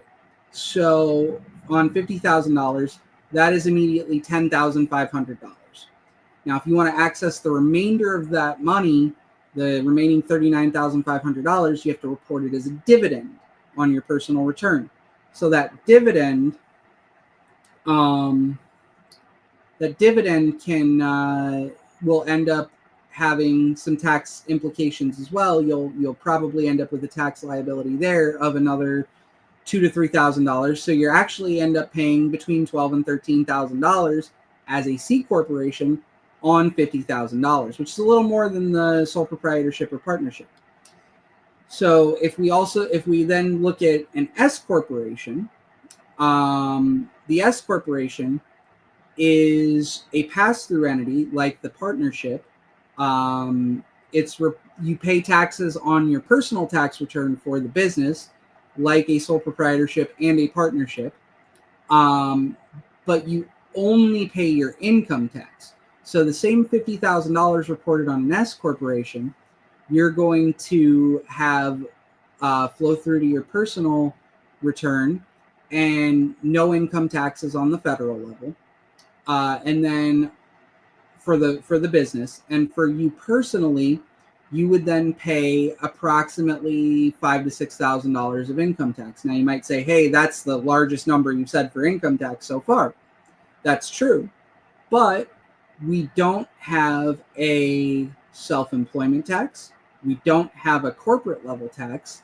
So the result is the same $50,000 that we would pay $11,000, let's say, as a sole proprietorship or partnership, that we would pay $12,000 to $13,000 as a C corporation. We're only going to pay $5,000 to $6,000 as an S corporation. So there's two ways that there's a couple reasons that I bring that up. The first is for the next 3 days. Today is March 12th. So for the next 3 days, if you have an entity and you would like to elect to be taxed as an S corporation for tax year 2025, you are able to make that election for the next 3 days to be taxed as an S corporation and have it be valid as of January 1st, 2025. We can help you do that if you are in that situation. If you are interested in learning more about that, please give us a call at 708-914-8220. Again, that's 708-914-8220. So in addition to being able to do an S election up until March 15th, we can also, on a business that, let's say, you are just hearing about this for the first time and you're like, man, I really wish someone had told me about this ahead of time. I would have loved to take advantage of that. Well, so I have good news for you if you're in that situation. We can actually file for what's called a retroactive S corporation election, which effectively says if you intended to file as an S corporation and for some technical reason or paperwork reason or whatever the case may be, you just didn't do it or it just didn't get processed timely, whatever the case may be, you can file the retroactive S corporation to seek relief for that. And the result would be on your 2024 taxes, we would be able to file your business as an S corporation and achieve that savings of several $1,000s. And I gave an example of $50,000, but the more the income goes up, the higher the savings is for you as a person from a tax perspective. So it's a really huge thing that can help a lot of people. So if you're a small business and you find yourself in that situation and you want to see if maybe, hey, can I qualify for this late relief, or can I at least get started for 2025? Give us a call, 708-914-8220. We can definitely help out with that. That can save you, I've seen it save as much as $30,000 or $40,000 for a small business that has a decent level of profits. So what about on the personal side? So yes, small businesses always need help, and we're here to help small businesses. We're here to help people and families kind of plan their financial future through the business ownership process and going through and all the benefits that you can get through that. But not everyone owns a business. So what about individuals? What can individuals do at this point? Well, one thing is, if you are interested in contributing to a retirement account, you can contribute up to, I believe the number is $7,500 for people over the age of 50, and I believe it's $6,500 for those under the age of 50, to a individual retirement account, provided you don't have a retirement account at work. If you do that and you contribute to a traditional IRA, it has to be a traditional, it can't be a Roth IRA. If you contribute to a traditional IRA, the amount that you contribute up to that number that I said earlier, either $6,500 or $7,500, will be removed from your taxable income. So the result of that is, let's say you contribute $6,500 and you made, let's say you made $100,000 and you're a single person. So that would put you in the 24% tax bracket. You contribute $6,500, you're saving yourself close to $2,000 in tax liability. So it's huge. Additionally to that, if you are someone who has dependents, a lot of people, for some reason, first off, if you have college-age dependents, it's very important that you get in contact with them and make sure they don't file their own tax returns, because if you claim them as a dependent, you are eligible to take what's called the American Opportunity Credit. That is a tax credit for people who are going to college. It's a dollar for dollar tax credit for the first $2,000, and then a $4 to $1 tax credit for the next $2,000. So a maximum of $2,500 of tax credit that can be claimed for one individual. And 1,500 of that is refundable. 1,000 is non-refundable. So usually college students will not have enough income to get the refundable piece of that credit, but they will want to get that $1,000 of the refundable credit, which they would be entitled to if they file claiming themselves. So if you have a college student and you're helping them through college, it's beneficial to get in touch with them and make sure that you can claim them as the dependent, because you can get the $1,500 non-refundable credit in addition to the $1,000 refundable credit to add a total of $2,500 of tax credits to your return, which will in turn reduce your tax liability by that much and increase your refund. And this for each college student that you have, you can claim one of these credits provided you have enough education expenses. So you could have potentially 3 college students. They all have $4,000 or more of qualifying education expenses and claim $7,500 of American Opportunity Credit. Another opportunity that you have, it wouldn't be for 2024, but if you were to, or actually if you, in last year, if you did improvements to your home, if you put in solar panels or other solar equipment, if you bought an electric vehicle, these things all carry fairly massive tax credits for homeowners, vehicle owners, etc. So the residential energy credit is available, and for if you put in solar property, such as like solar panels, things of that nature, you can get a 30% credit. It's non-refundable, but it is a 30% credit up to, it's an unlimited 30% credit. So if you spend $50,000 putting solar panels on your house, even if you get a loan to do that $50,000 of work, you can still claim $15,000 of a tax credit. It is non-refundable, so if you don't have $15,000 of tax liability, you won't see the benefit in the full benefit in the year that you do it. However, so for example, if you have $15,000 of tax credit and a $10,000 tax liability, this credit carries over into the following year. So you can take $10,000 this year and then still have $5,000 the following year to claim as a credit against your following year tax liability. So it's massive, because if you have a $10,000 tax liability, you've probably paid more than $10,000 in, whether that's through withholdings or whatever the case may be. So if you have a $10,000 tax liability, you eliminate your $10,000 tax liability through a non-refundable credit. You still have your, let's say, $10,000 to $12,000 of tax payments.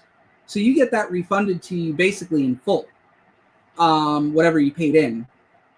And with electric vehicles, I believe if you purchase an electric vehicle, depending on the type of electric vehicle, you can get up to a credit of $7,500. Once again, that is a non-refundable credit, but I do believe that credit also carries forward. So if you have a $5,000 tax liability in the current year, it would reduce your tax liability to zero. And then the following year, you would still have a $2,500 credit to claim. So I did mention some programs that are available to veterans that can help with both employment and businesses. I'd love to talk about them, but I think we're close to out of time. So I'm just going to very quickly once again reiterate about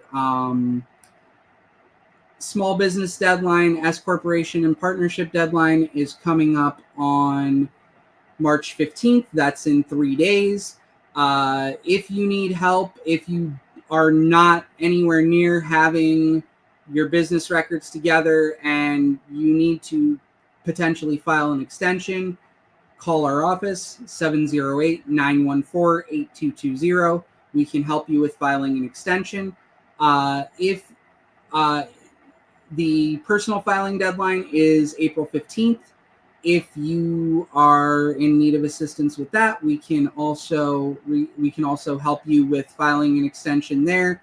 If we file an extension for you, we can also file a power of attorney with the IRS, which if you're not 100% sure that you have all your documents, we can pull the records that the IRS has and use those to prepare a return and make sure that it's completely accurate. And that can in several cases save you tens of thousands of dollars. I've pulled wage and income transcripts for people before and found cancellation of debt income that they didn't know they had. $150,000. I was able to completely eliminate it, save my client $50,000 to $60,000 in tax liability.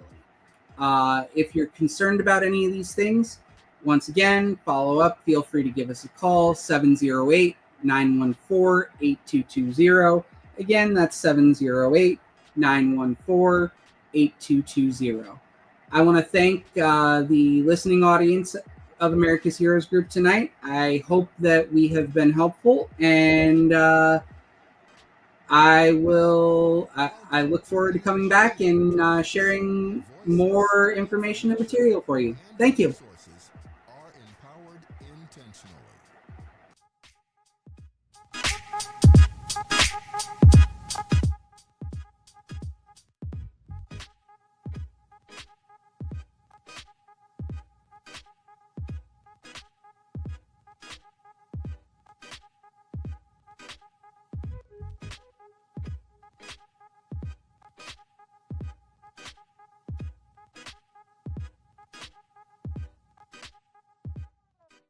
Welcome to AHG Connects, where voices, information, and resources are empowered intentionally.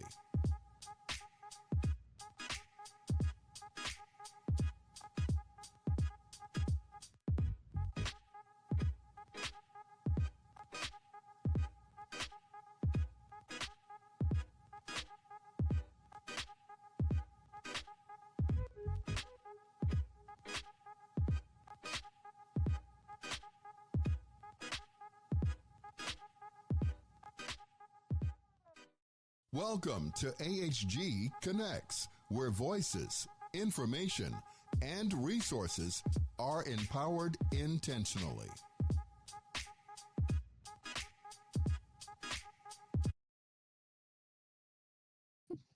All right. Good evening, everyone, and welcome to the America's Hero Group live stream digital media show. I am media partner Sadiq Colquitt, the founder and the executive director for the Plant-Based African Center for Nutrition based out of Chicago, Illinois. And it's such a pleasure to be here with you this evening. Want to take a few moments to discuss our immune system, food, which we always talk about, and just how to be prepared as we exit this winter / going into the spring seasons, where a lot of people seem to be catching colds, There's pneumonia and the flu out there. Obviously, COVID is still lurking around. And one of the number one things that Americans struggle with is how to keep a robust immune system. So I jotted down some tips and made notes this evening so we could have a conversation. And of course, I want to get started with diet. Uh, Diet is, I would say, maybe not the number one overlooked thing, but it's how we treat it. Because it's not necessarily what we add to our diets that can help improve our immune system, but it's also what we can take out of our diets that can help to improve our immune system. And so, those of you that have heard me talk on the broadcast before have heard me actually talk about what is food to your system, what your body considers food. And so, not really what we consider or use the word food for, but what the body considers to be food. And that definition lives beyond lifestyle labels. For instance, it lives beyond a vegan label or a plant-based label or a carnivore label or a keto label or any of those ways that people try to label their diets. And so here, I'll give you the five essential elements, if you will, for a compound for your body to consider it food. Number one, it has to have healthy fats and carbohydrates. Number two, has to have vitamins and minerals. Number three, and very important, it has to have fiber, and we're going to come back to that as we talk about your immune system. Number four, it has to have protein. And then number five, it has to have water content. So that is healthy carbohydrates and fats. That is vitamins and minerals. That's fiber, protein, and water.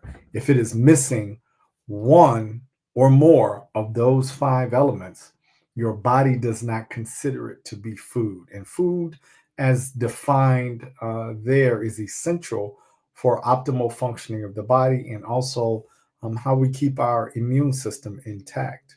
So I want to start out and take a look at my notes here so that we can I can have a cogent discussion and not get sidetracked. So where do we want to start?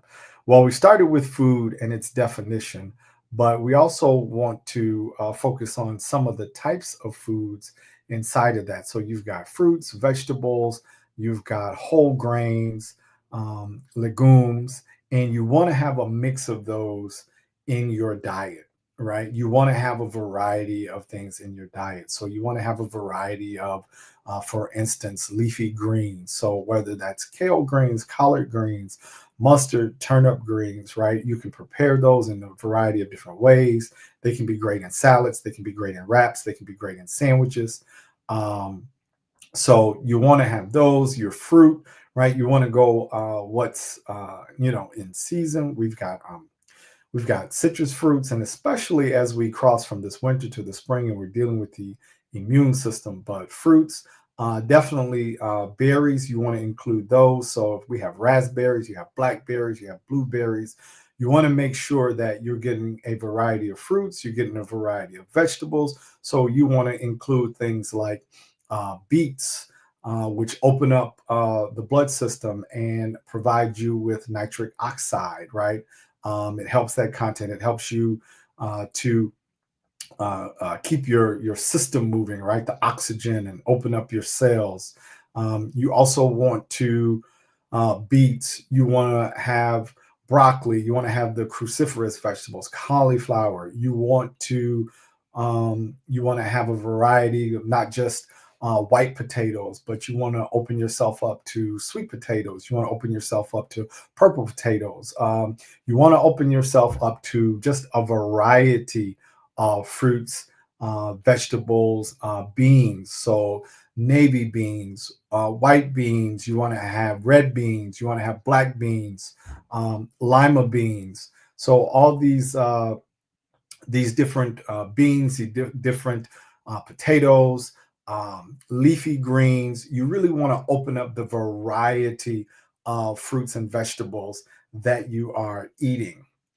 And your fruit should have different colors, right? We talked a little bit about that. Raspberries, blueberries, blackberries. You want to go with put fresh lemon in your tea. You want to use lemons. You want to use lime. You want to use oranges. So there are just a variety of ways that you can get that variety of fruit and vegetable in your system. The other thing that we like to talk about, and the reason that this is so important, and I've talked about this on other broadcasts, if you were to research it, the numbers will show you that 95% or more of the American public, right? That's upwards of 340 million people are fiber deficient. And I'll say that again. 95 or more percent of the American population, upwards of 340 million people are fiber deficient. That means that Americans of all ages are not getting enough fiber in their diets. So that means that our gut health, our microbiome, right, the area between our stomach and our intestine, are compromised because it's not getting the amount of fiber necessary to create the microstructures, right, that add to our short chain fatty acids, that help our cellular structures, that help us to maintain our hormone balance. Those things go lacking when there's not enough fiber. So here's the rub, which is why it's not just what you add to your diet. Because I know during this time, people call me and say, Sadiq, what can I add to my diet to help my immune system? Well, in addition to adding those green leafy vegetables, those fruits, those whole grains, whole grains like wild rice, brown rice, quinoa, millet. You can even add polenta, right, to your diet instead of just the regular white grits that you find in the store.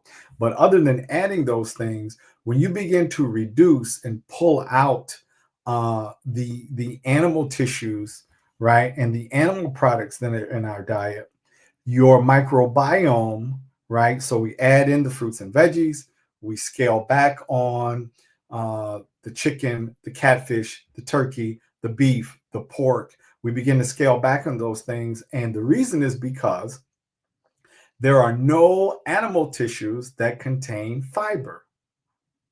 Zero, none, zero. So if you've had, eggs and bacon for breakfast, no fiber. If you had a turkey sandwich or a chicken sandwich on white bread for lunch, you've had 0 to no fiber. And if you come back home and you have a small piece of steak, or you repeat, you have chicken for dinner, or you have turkey, again, we're at 0 fiber, and we have literally been eating all day.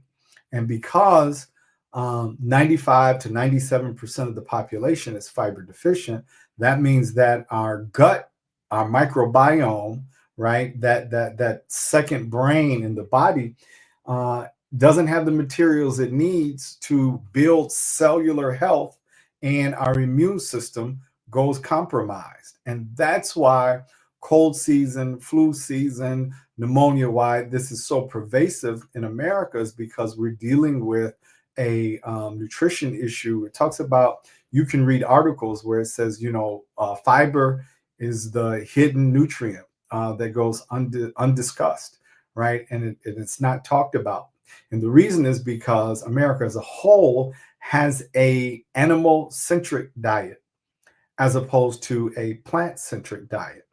And so for those of you, again, and we share this at the Plant-Based African, we are not here to tell you what to eat or what lifestyle you should adopt. We're here merely to share the data. We're here merely to share the information so that you can have a better guide on how to treat your body and know what works.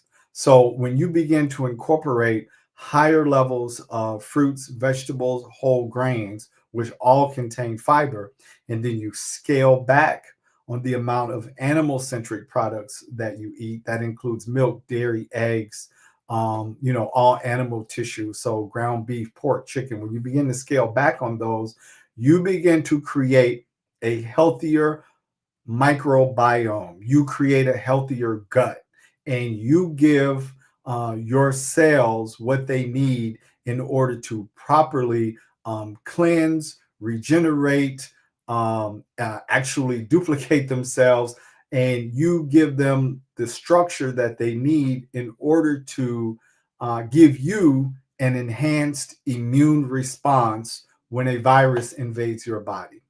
So whether it be the cold virus, the flu virus, or even the dreaded COVID virus, the better your body is in position to handle it, because you have consciously made an effort to switch the things around that you eat.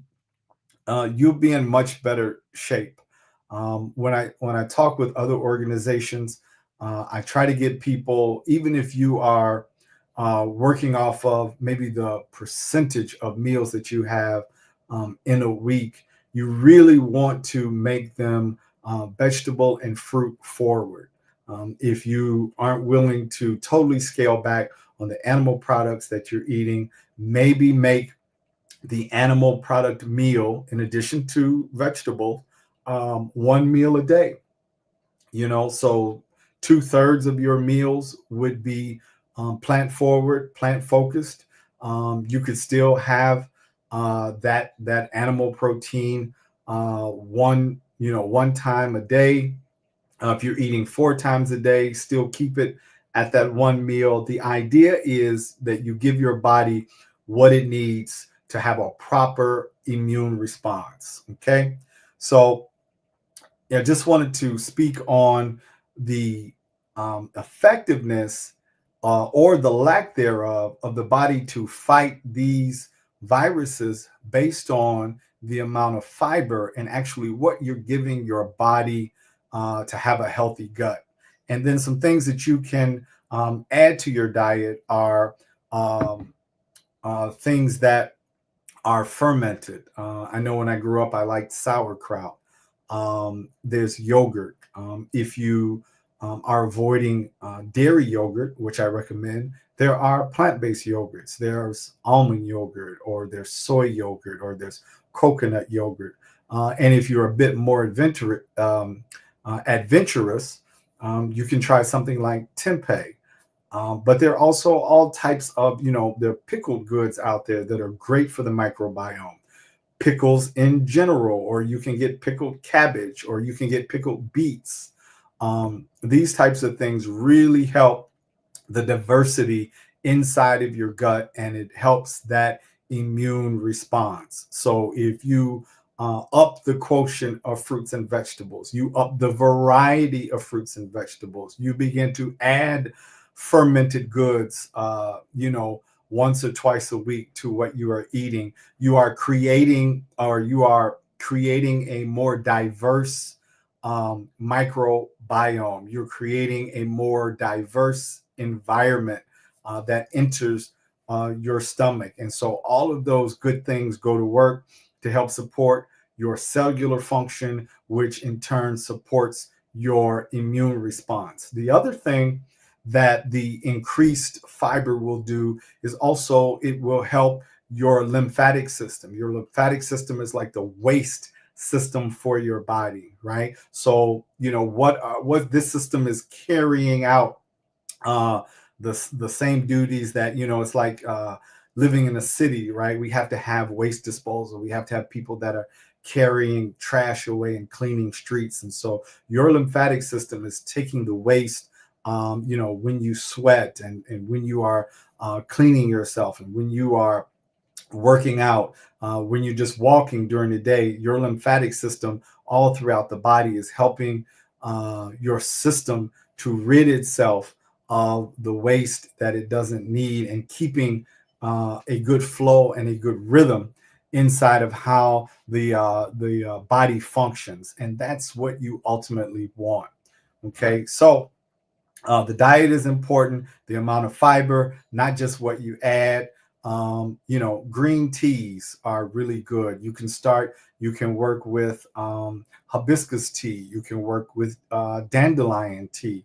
You can work with different types of teas that can calm the system, that can help the immune response. You can add, as we said, lemon. You can work with lime.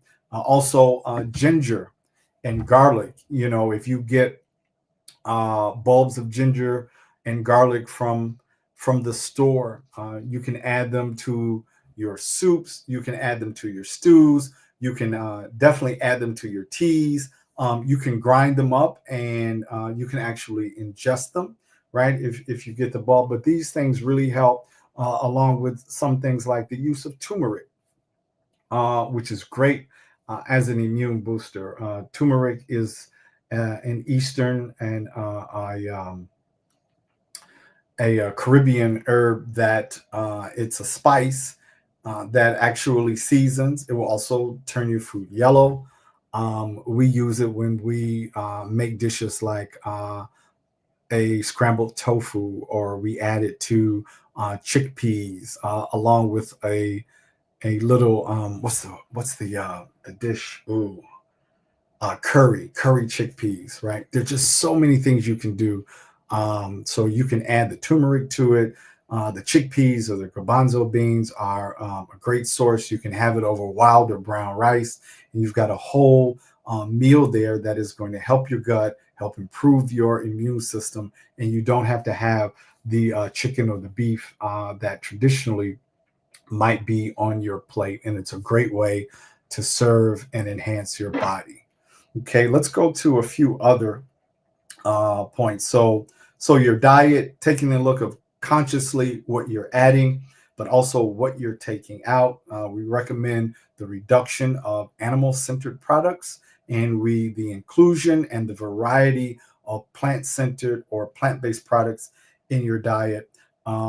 The second thing is exercise, right? We want to talk about exercise. This goes hand in hand with the discussion on the lymphatic system, but regular physical activity really helps circulation in the body, which is what we want as we are changing seasons. You don't want the body to be static. You want to be moving. So if you work in a corporate environment, or you work somewhere in a government office, or even in a school, when you have your break, you might want to walk around the building, walk up and down the stairs instead of taking the elevator. Even when you get home, if you haven't had the opportunity to get out and to walk around the building, you might want to walk around the block when you get home. So I know that that's a great way to reduce stress, to get the system and the body moving.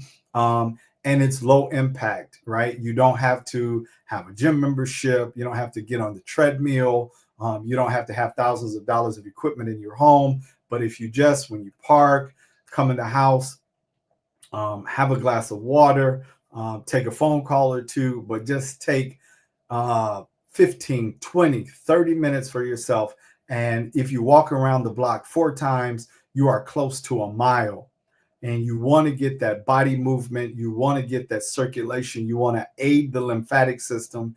And so after you have tweaked your diet, right, and you are adding this movement, you begin to aid, again, your cellular structure. You enhance your immune system, and you are better off once that cold, that flu, that pneumonia, or that COVID virus enters your body. So exercise is key. Even if you're in the house, there are things that you can do if you have to have after work meetings. Like I know tonight I've worked during the day, and so I've been asked to be a media partner here and share on the broadcast.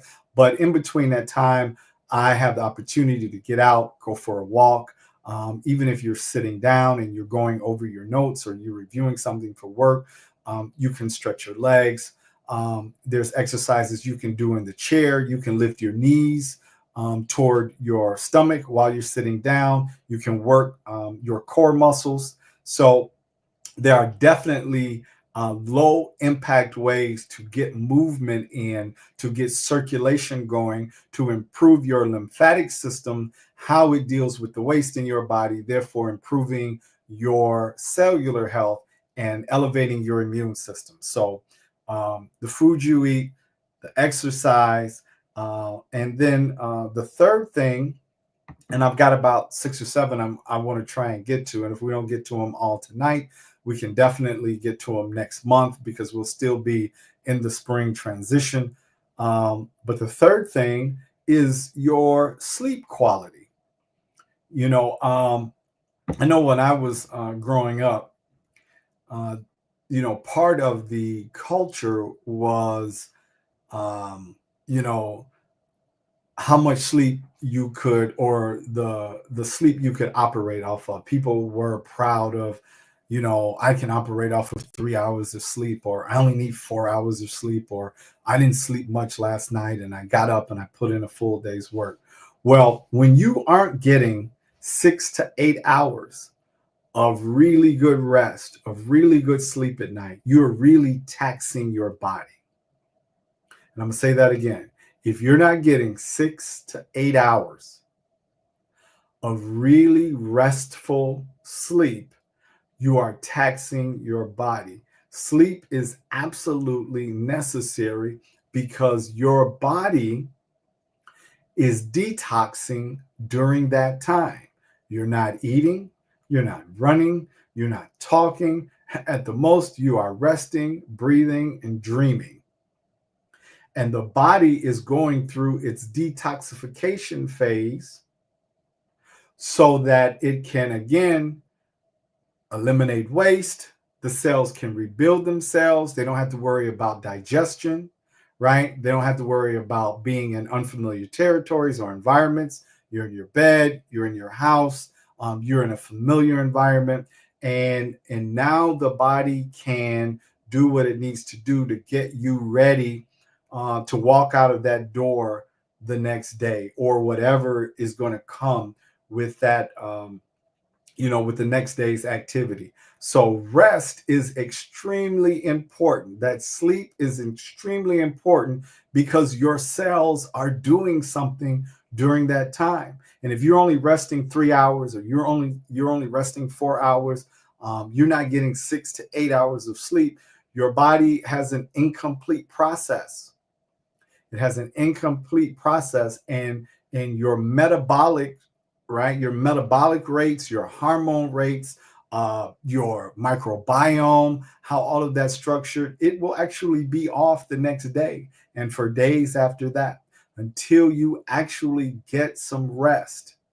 And, my grandmother and the elders back in the day used to say, your body will tell you when it needs to rest, or it will make you rest because it will break down. It has to have that time. And if you're only getting 2, 3, or 4 hours of sleep at night, your immune system is compromised. And it's not a badge of honor. It is not a badge of honor to go without rest. That is how we break the health cycle. And that's one of the ways that we really don't know, but we damage our bodies, because if you're up, the body is not going through its cleansing and healing cycle. You might be eating late at night. So now the body is digesting food around the clock, rather than completing its function, rather than removing the waste, you're adding more to the system. And this compromises our immune system. And then there's studies that show people who don't get enough sleep will get sick more often than others, right? So then you can't fight the cold virus. You can't fight the flu virus, right? You have gotten COVID and tested positive a few times because you purport to have a busy schedule, or you think you have to work into the midnight hours. And so whatever it is you need to do, whether that be having a calming moment in the evening, cutting off work deliberately at a certain hour so that you can get that rest. Having a cup of green tea at night, maybe doing some type of meditation or yoga in the evening to calm your spirit and your mind. Those are the things that you need to work on. So I've only got a couple more minutes, 3 more minutes. So rest is important. Want to talk about a couple more. Of course, avoid as much as you can smoking and reduce your alcohol consumption. These things can impair your immune system. Practice good hygiene. You want to make sure that you're washing your hands. You want to make sure that you're brushing your teeth. You want to make sure that you're taking a shower. You're going in and out of a lot of environments each and every day if you're active and you're outside. But even if you're at home, you work from home or you live in your home and you have a caretaker or somebody coming in, you still have people coming in and out of the environment, and they are bringing things. They're bringing viruses and germs, and they're bringing microbes with them. So you just want to make sure you're washing your hands before you just go around touching things, or you're shaking hands with people. You want to wash your hands. You want to make sure that you are bathing on a regular basis. You want to make sure that your major areas, your kitchens and your bathrooms, those things are clean, because that really also helps to keep your immune system up and working and not compromised. And that's how we keep our environment in a good place. So I just want to recap, right? Add more plants, take away some of the animal-centric foods in your diet. Want to make sure that you increase the variety so we have a healthy gut. We want you to exercise. We want you to stay clean. And those are a couple of tips for you this evening. We want you to have a great spring and summer. Thank you for the time. And it's great to have you. I thank the audience for tuning in. Sadiq Colquitt, the Plant-Based African Center for Nutrition. We'll see you next month. Thank you.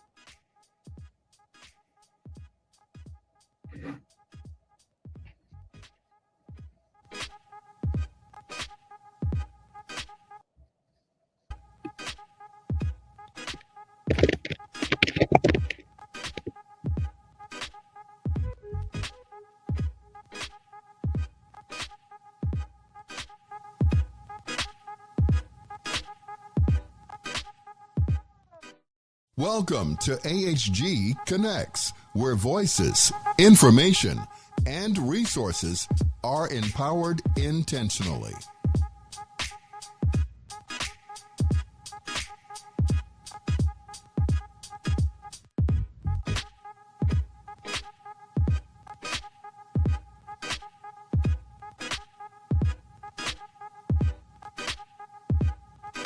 Ken Jennings. All of us here at Jeopardy want to thank you for your service to our nation. We truly honor and appreciate you, and what's more, we're looking for contestants like you to play on our show. So head to Jeopardy.com now and take the Anytime test, and we're looking forward to seeing you soon right here on the Alex Trebek stage. Resources are empowered intentionally.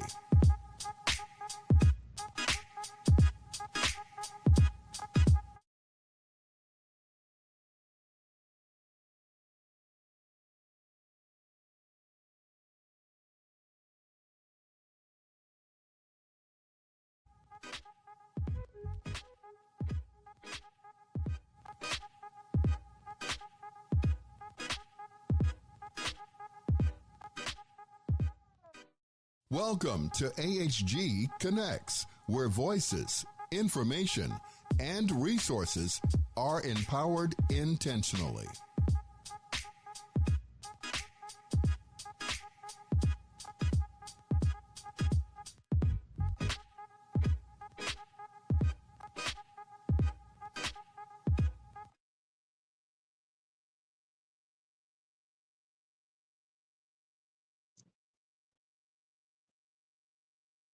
Welcome to America's Heroes Group live stream digital media show.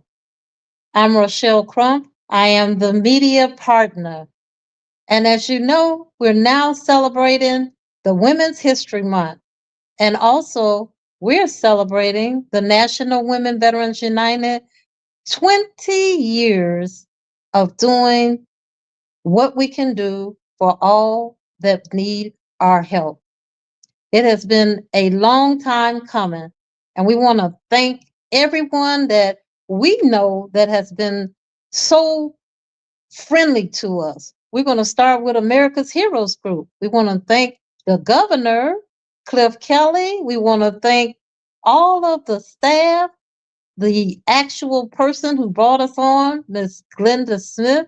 We are just excited about our actual day coming up on March the 22nd.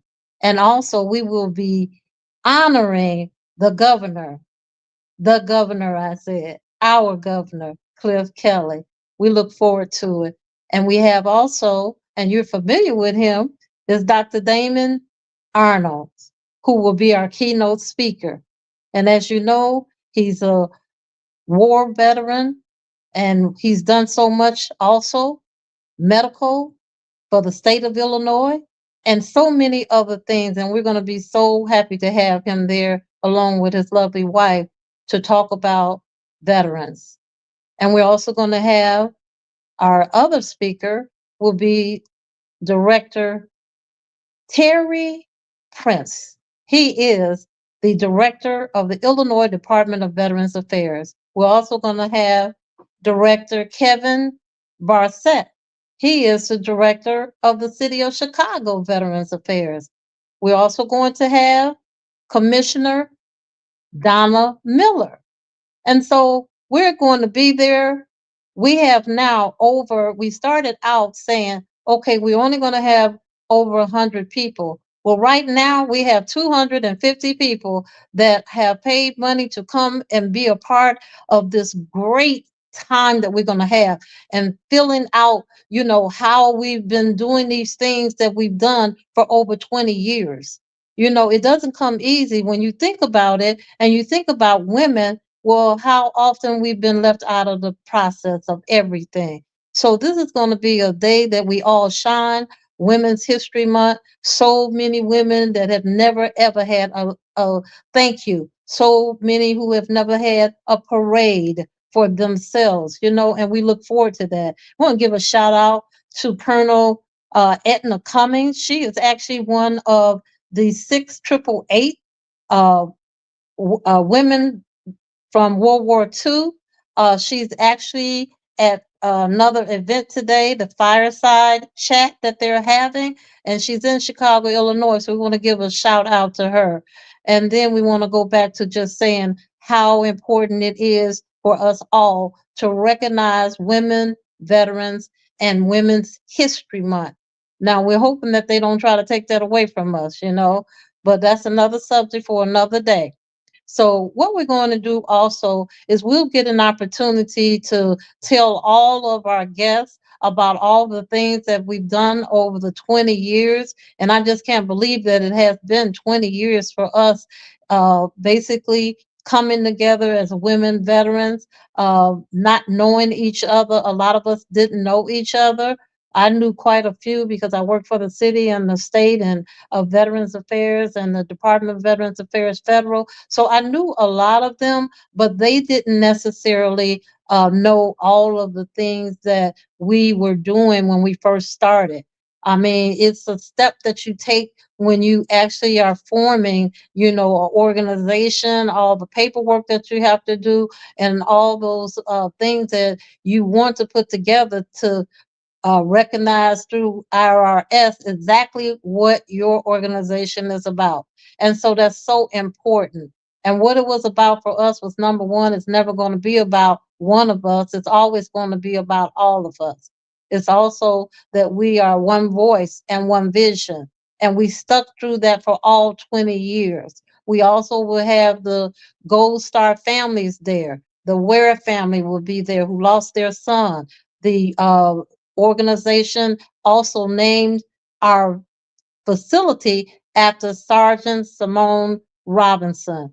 She was 21 years when she left and did not make it back from Afghanistan. She left behind a 2-year-old daughter at that time. That family will be there. We have so many others that we will be recognizing, like some of our members. We have members who have served all over land, air, and sea. And so we want to recognize them that day. We also want to say that, Director Terry Prince, his wife is also a veteran. We'll actually recognize her as well. She doesn't know that, but we will be recognizing her as well, along with other women veterans who happen to come to our event. And as we go on, we're also looking at what more we can do for women veterans. These are trying times. We don't know what is going to happen in the future, but we can say one thing, and we will say it again on our opportunity, which will be on March the 22nd at our facility. We are advocates. And what we want them to know is we will be fighting back.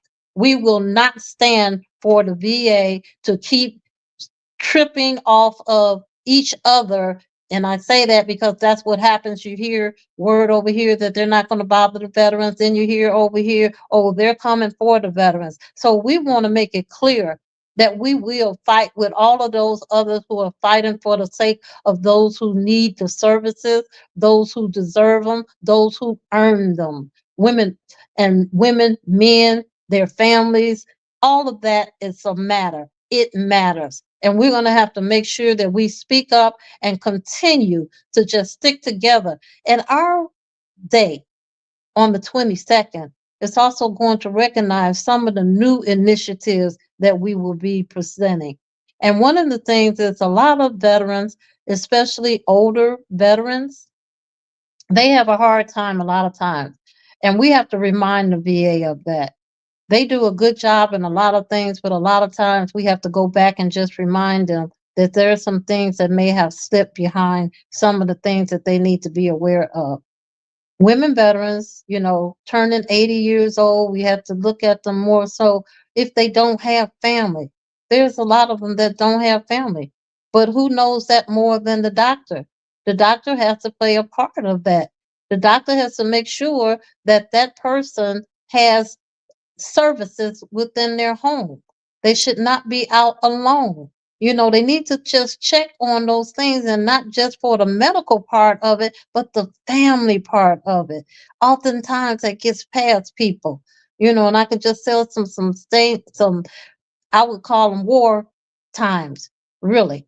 When people go away and then you don't see them for a long time, we have to check on them. We have to make sure that they're okay. We had one woman veteran that was in her home on the floor for 7 hours because she couldn't get to the door to let the caseworker in. So we have to do things that are going to be, for them, to help them along the way. And we also want to make sure that they're not afraid of being alone. Sometimes they don't tell you that, but you go in their house, like one that I went into, and she had a, um, it was like something barred up against the door. Well, that's not safe. We have to make sure that they feel safe. We have to make sure, who can we talk in your family to maybe help you? What agencies can we call to just say, how can we help to get this veteran some help with your agency? If we have to do that because the VA doesn't do it, that's what we're doing. And that is what we're doing right now. So we want to make sure that we have a place also that they can come in the daytime, where they can get transportation. We don't have it yet. This is what we're working on. It's going to be like an adult daycare. We're going to make sure that they can come, they can feel comfortable, make sure that they took their medication, make sure that they lock their doors, make sure that, it's the key to that is to make sure they know that they're wanted, that they have help with us. And we will also bring in other services for them also, not every time, but at least a couple times a month, to make sure that they get information that they need that they may not be aware of. In addition to having the alert that they should have at home. Calling that veteran, it just was something, just a nightmare. Calling, no answer, so going. Then the caseworker, at one point, she got locked out. The veteran had got out the house. She didn't, just a blink of the eye. And she's a good person. She does a great work with her, and she helps her with everything. But somehow that happened. And we have to make sure that, we can support them as well, because that's a lot on one person. But that's why the VA needs to understand that they need more than two uh 2 days and 4 hours a day. Some need more time, but you need to understand that if in fact the doctor does not recognize that, then of course it won't happen. So, we're going to be talking more to the VA about those things, because we want to make sure that the women that we know and the women that we can, help, we would do that. And so as we look at this 20th anniversary, we're going to announce that. We also will be getting a new addition to our organization. We are going to have a um, another level, if you will, for an advisory board.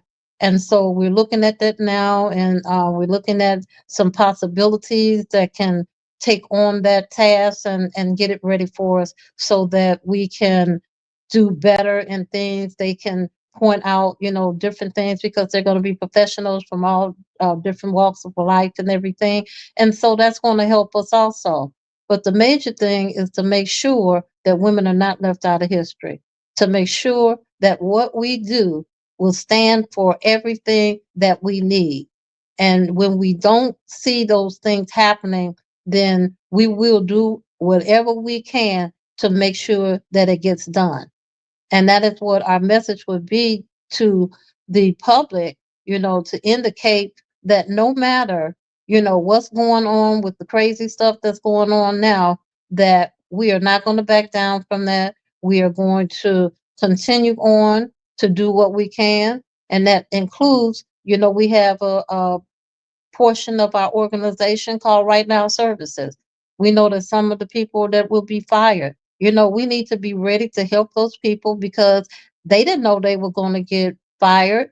They didn't know that they were going to lose, their job. So that's a shock to a lot of people.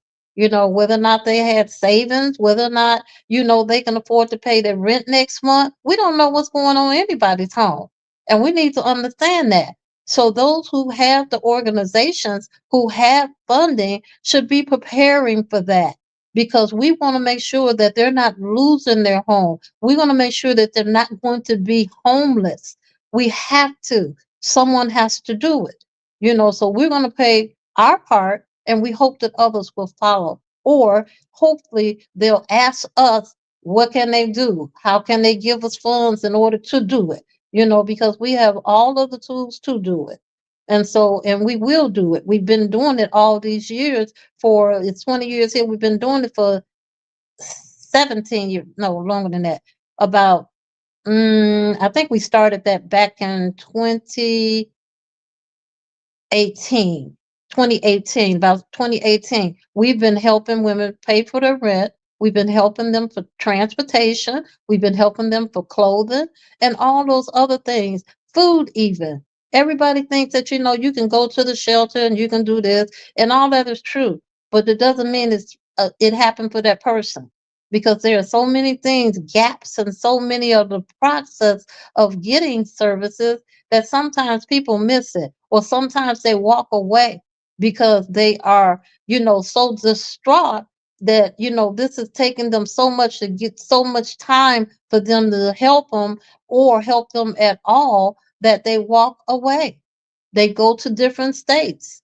They leave Chicago. I know a lady, she had 17 areas that she had gone to, states, 17 states. And when she came back to Chicago, no one wanted to help her. They said because she's been here, and she has 17 other states that she's gone to the VA. I said, well, doesn't that tell you something? Doesn't that tell you something? If she had to do all of that, that meant that she was not getting what she needed right here at home. So let's make sure that we can work with them, because and it could have something with her, stability of, understanding that, she have to be still in order to do things. But sometimes it just takes that right person to be able to work with them. And those are some of the things that we have done over the time. We've helped women veterans who could not help themselves, who could not necessarily work with someone in the VA because they didn't like the way that they were treated, or they didn't feel comfortable going there, sleeping in the garage, as some people told them they could do because they didn't have a place for them to go. And that really happened. And I heard it for myself. And so when you look at all these things, those are the things that we can be proud of with the 20 years that we've worked so hard to do to make things happen. So, we're going to continue to fight the fight, and we're going to win that fight.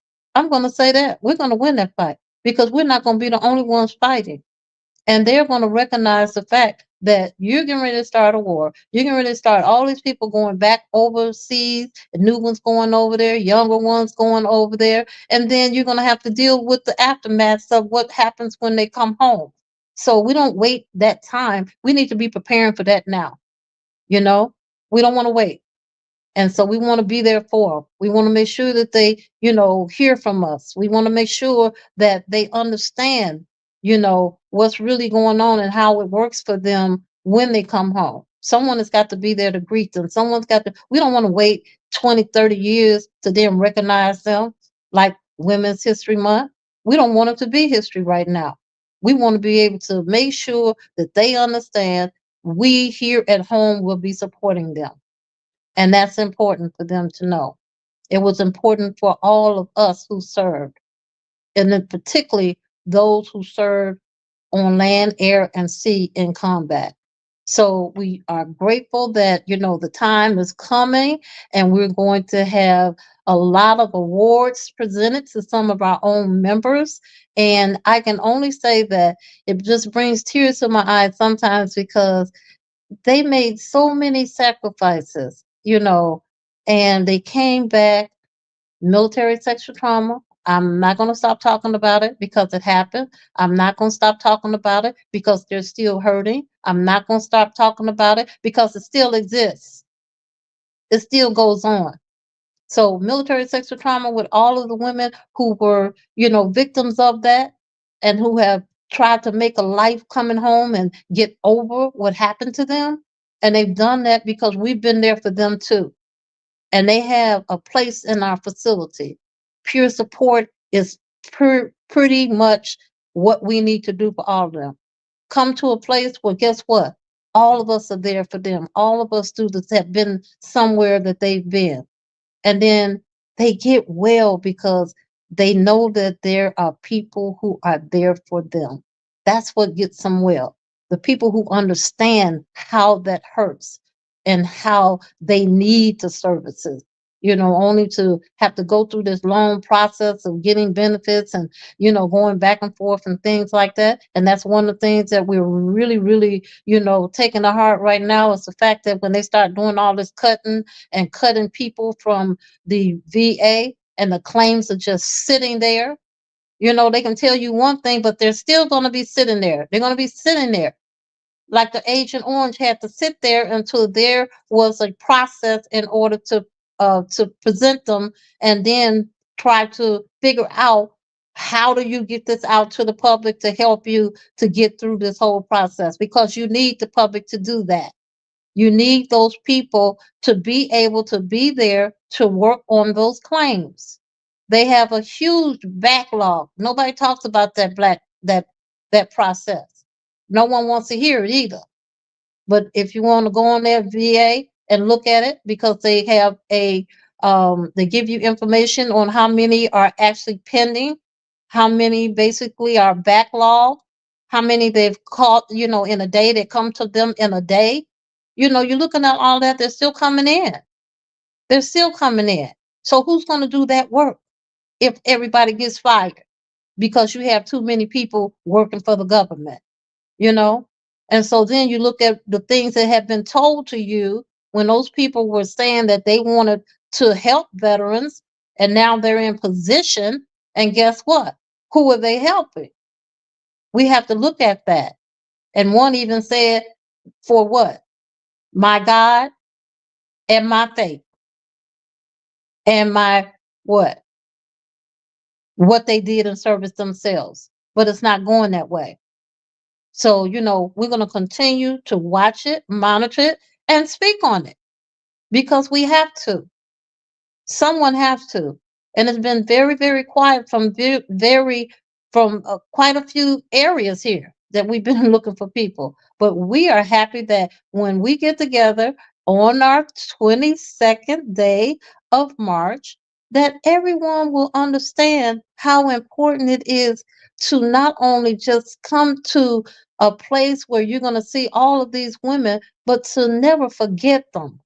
Never forget what happened to them. Never forget what they did for this nation. Never forget that they're still here. They still need to be honored.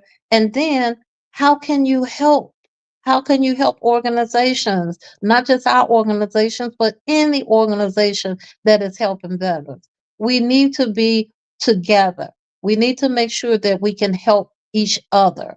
So, and there's no race rat around where we're just trying to, outdo anybody or somebody trying to outdo you, anything like that. We don't have time for that. We have time to come together. We have time to work together. We have time to help the veteran and make sure that they know how to get services. And I was just talking to, it's funny, we should say this, have this conversation, is because we had someone come to check the water at the facility today, and he was a veteran, a younger veteran.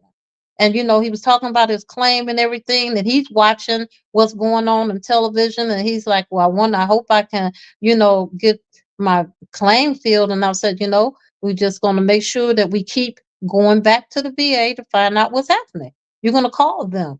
You're going to talk to those people who have actually helped you to do your claim as well, because they should be doing the same thing. Now, we haven't heard from them, though. We want to know where they're going and what are they doing and how can we find out from what they find out, because they're still going lobbying. We can't lobby, because we're a not-for-profit organization and we don't necessarily want to lobby. We want results. That's what we want, is results, because they need to just do their job for the veterans, and we want to make sure that, we give, the most respect to them for, having veterans' heart, because that's what it is. You have to have the veterans' heart, to make sure that those veterans are going to get what they need, that they are going to be okay. That's important. Everyone has or knows a veteran, and everyone probably knows a veteran who needs some help too, who served this country. And we want to make sure that they know they're not alone. And I keep saying that because you need to remember that. And so as we, get ready to close shortly, we want to just again remind you that this is Women's History Month. It's time for women veterans of all walks of life to be recognized, not just veterans. Just like today, Women's History Month. And so many women they have history, just what Miss Glenda does. This is history itself, being the executive director, on her own, putting this together, making sure that veterans are heard, making sure the community gets the information, not just for veterans, for all walks, And I was very intrigued by the gentleman before me talking about, the sleep. And I was glad to hear that, because he said something that really resonated with me, someone who can't sleep. So all of these things matter. And I want to just thank her. She's doing a wonderful job. Women's History Day, month. We don't just want to do that during one day in a month. We want to make sure that it's done every single day, that we remember every day, just like we say, I'm a veteran, but I'm a veteran every day. Okay. We're women every day. And so our history goes on. Our history is every day, because we've all done something that we've never thought that we would have been able to do. So I go back to reflecting to her. I'm sure she never thought that she was going to be doing something so important of what she's doing now. Her and Cliff and the other staff, Sean, Manny, all of them putting together this way for us to understand, to learn more about everything and, the country and things like that. So many people getting so much out of this. I'm proud to be here today. And I am so proud of all of them for making this happen. Who would have known that all of these years, here you are, live stream, helping people, giving them information. Woo! Just like the 20th anniversary of the National Women Veterans United. And that's why we are honoring you as well, because we know just what you've gone through. We know what it takes to do this. We know that you have done those things. You didn't know how you were going to do it, when you were going to do it, but woo, you did it. You did it. So we pause to just say thank you again for that. We look forward to seeing you on the 22nd of March. And then we're going to then do a aftermath to see how you like the event, what more we could have done, and let's just, look at what more we can do together. And it's great because so much to be done. Can we just say that? So much more to do and be done. So be on aware of watching us, because we're going to get some media one way or the other. We're going to get some media to talk about that and to let them know that we are not giving up and we are not giving in. We are going to be fighting harder. So I am just so happy. I'm a veteran, Army veteran. I'm a WAC, Women's Army Corps. I'm in the old group. But you know what? I feel so, I guess I want to say I feel like I want to fight. I feel like I want them to know that just because we old don't mean that we don't have the things that we need in order to get where we're going, because we're still going to be doing that. And we're going to make sure that those that are behind us, that they also are going to be just as well. They're going to get it done, and they're going to get it done well. So, as we go, make sure that you don't forget, that America's Heroes Group is one of the greatest, places you can get information from. And please, just continue to support them in any way that you can, because it's so important to get this information and take it to the community and to those who need to know about resources. And the VA does a great job when they come on, and all of their, guests have been just wonderful with the information, and she has to find people to get this information out. You know what I'm saying? So what more can you say than the fact that you didn't hear it? Yes, you're going to hear it here because it's all here. So thank her so much again. Thank Cliff, the governor. We're looking forward to honoring him. And, we're looking forward to hearing Dr. Donald Arnold to, be the keynote speaker. And then those directors coming out and the commissioner coming out. We're going to have a band also afterwards. And so everything is going to be fun. So thank you so much, for hearing us on this day. Information and resources are empowered intentionally.